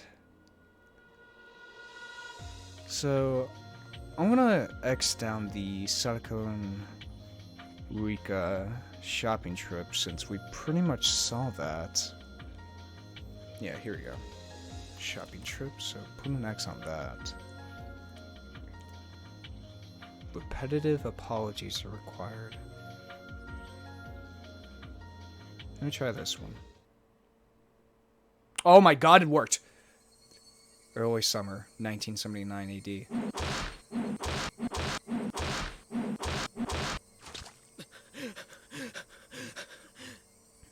Well...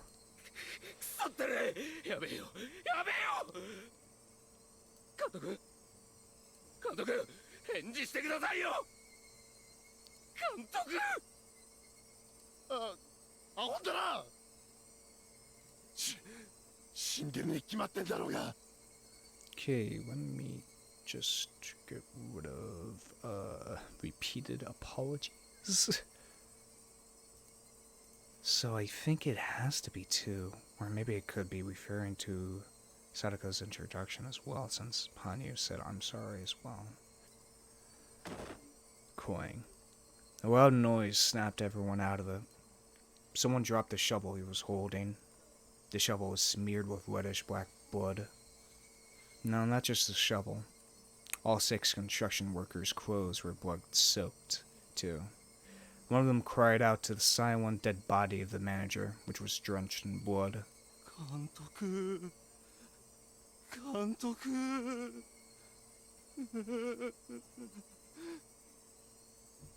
やかましい死んでるに決まってんだろ仕方ねえじゃねえか生徒防衛だろ生徒防衛 The fight had started after the manager yelled at them for drinking beer inside of the office. There were no drinking and no smoking signs everywhere. The manager harshly scolded anyone who broke that rule. So it was the 6 workers' faults for disobeying, but they drank because they were stressed out by the anti-dam protesters. That's why they said things to revoke the manager. They told him to step out, and the others went along. The construction workers toiled hard and long hours. That's why they instigated the fight with the manager, to release their stress. They had expected to just curse at each other or to end up in a wrestling match, but things escalated. Or to put it in a more accurate way, the manager exploded all of a sudden. The manager had to deal with the residents' protests as well, so he was under just as much pressure, or maybe even more. But how he changed was not normal. The manager was calm at first, but he gradually became more aggressive, and it was like he transformed into someone completely different. No, it was like he was possessed by something evil. The men who instigated the fight sobered up when they saw his behavior. Then, the manager picked up a shovel that was nearby and tried to smash his opponent's head in with it. He managed to avoid the hit, but if he didn't, his head would have surely been split open. The manager kept pounding on him with the shovel, even as he frantically tried to avoid the hits. By this time, the workers had realized this was beyond a simple fight, so they tried to hold the manager down. But the manager turned on them with the shovel too. One of the men tried to protect himself by crossing his arms above his head, but there was no way that could have blocked a shovel swung with such force. Blood spurted out, and the man groaned in pain. By this time, the 6 men had realized the manager was not his usual self. This manager would try to bash in their brains without hesitation. Since their opponent was using a shovel as his weapon, they had to find some kind of weapon too. One of them grabbed a huge hammer. Then the others realized they needed to find something as well. To restrain the manager in that condition, it was better to arm themselves.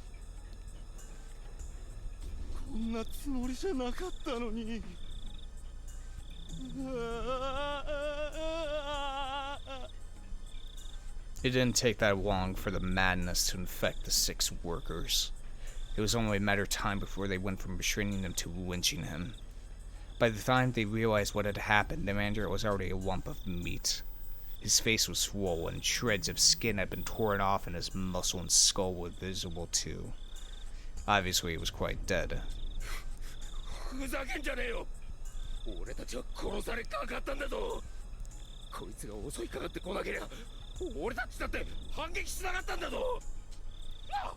Damn syndrome. The leader of the 6, the one who instigated the fight, tried to bring the rest to his side, but nobody replied. And so the leader became frustrated. He was the one who started the fight. The rest simply joined in. He was the main perpetrator. Maybe that was why he was feeling so exacerbated. He sensed that he was the one at fault.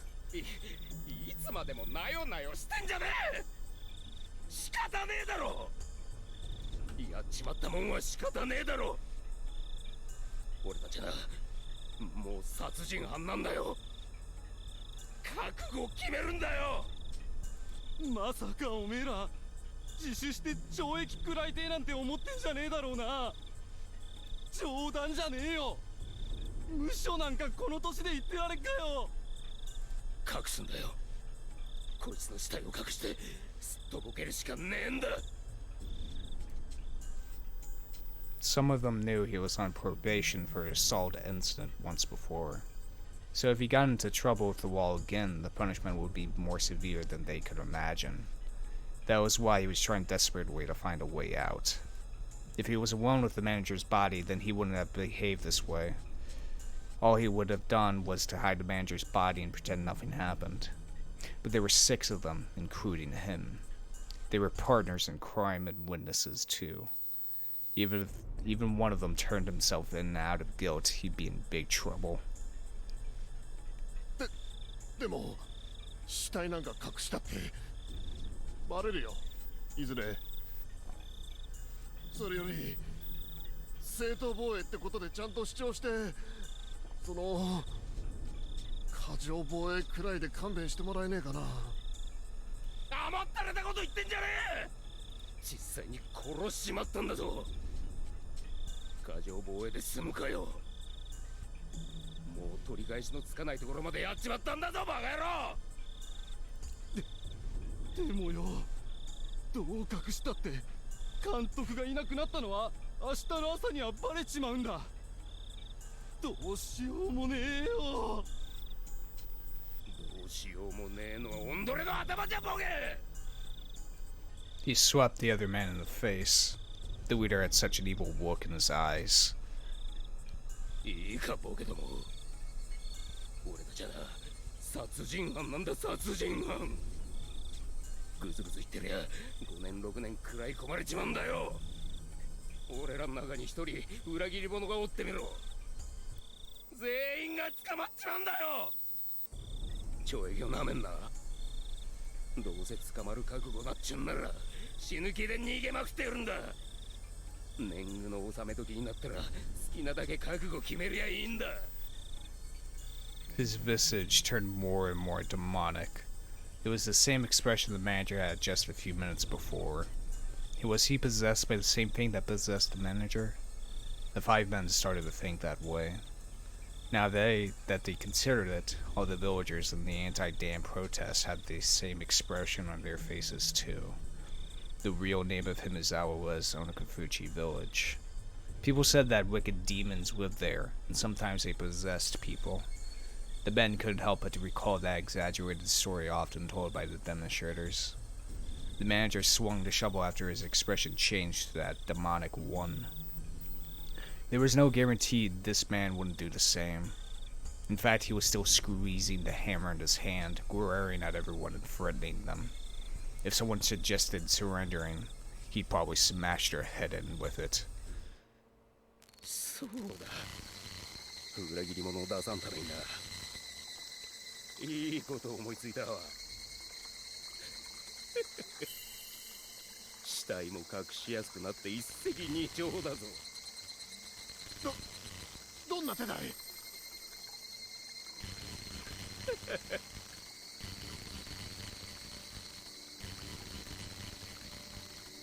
We're gonna cut up the body into 6 pieces. They all wanted to object to the idea. Killing him was a serious crime itself. Dismembering the body would be too much. But if anyone objected, he'd be killed on the spot. So no one said anything.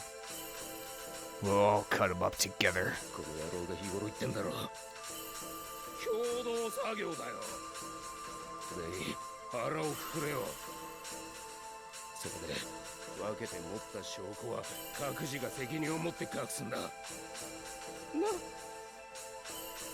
これなら全員仲良くしはんだろう。自分だけ罪が軽いから自首しようなんてずる抜けは許されってわけさ。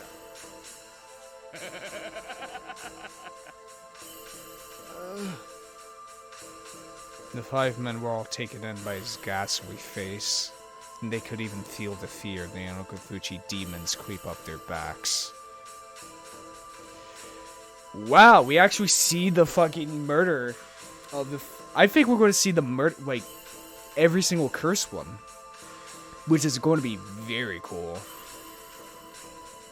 So that's what really happened. It was the manager who, like, picked up the shovel first rather than the workers, because he, most likely because of the stress of the damn protest, he must have, you know, turned into like L4 or whatever, into a different stage of the syndrome, and so it infected everyone else and caused them to brutally just murder him. So yeah, that's great. Okay, death of construction site manager. Yeah, most of this video has just been me going through this damn list, but it's helpful. It's very helpful, so I can, you know, keep track of everything, because it's a lot. Like, even for me, even though I like remember a lot, but like this is pretty fucking big. Also, I'm pretty sure this also counts as the tragedy at the dam site, most likely. So it's very interesting how these things have like 2 like requirements in them. I'm guessing from what we've seen. Tragedy. Here we go. Alright, and I think that's going to do it for this episode. I don't know how long this is going to be, since I'm going to have to do a lot of editing for this. It's mostly just me going through, like, writing down the list, and, like, because of the damn crash in the middle of that, having to go back to the exact spot. But I hope you guys enjoyed this. This is a very, very cool, like, new kind of like puzzle. I really like this. You know, it actually, you know, kind of adds gameplay to this, you know, video game, which is a lot of fun. It's I like it. I like it a lot. But anyway, if you guys enjoyed this type of content, hit that subscribe button. If you liked it, hit the like button. Want to tell me something? Put it down in the comments below. Check out the Discord server I own in, or my Twitter. Check the description below. And yeah, it's been Voidlego. I'll see you guys next time. See ya.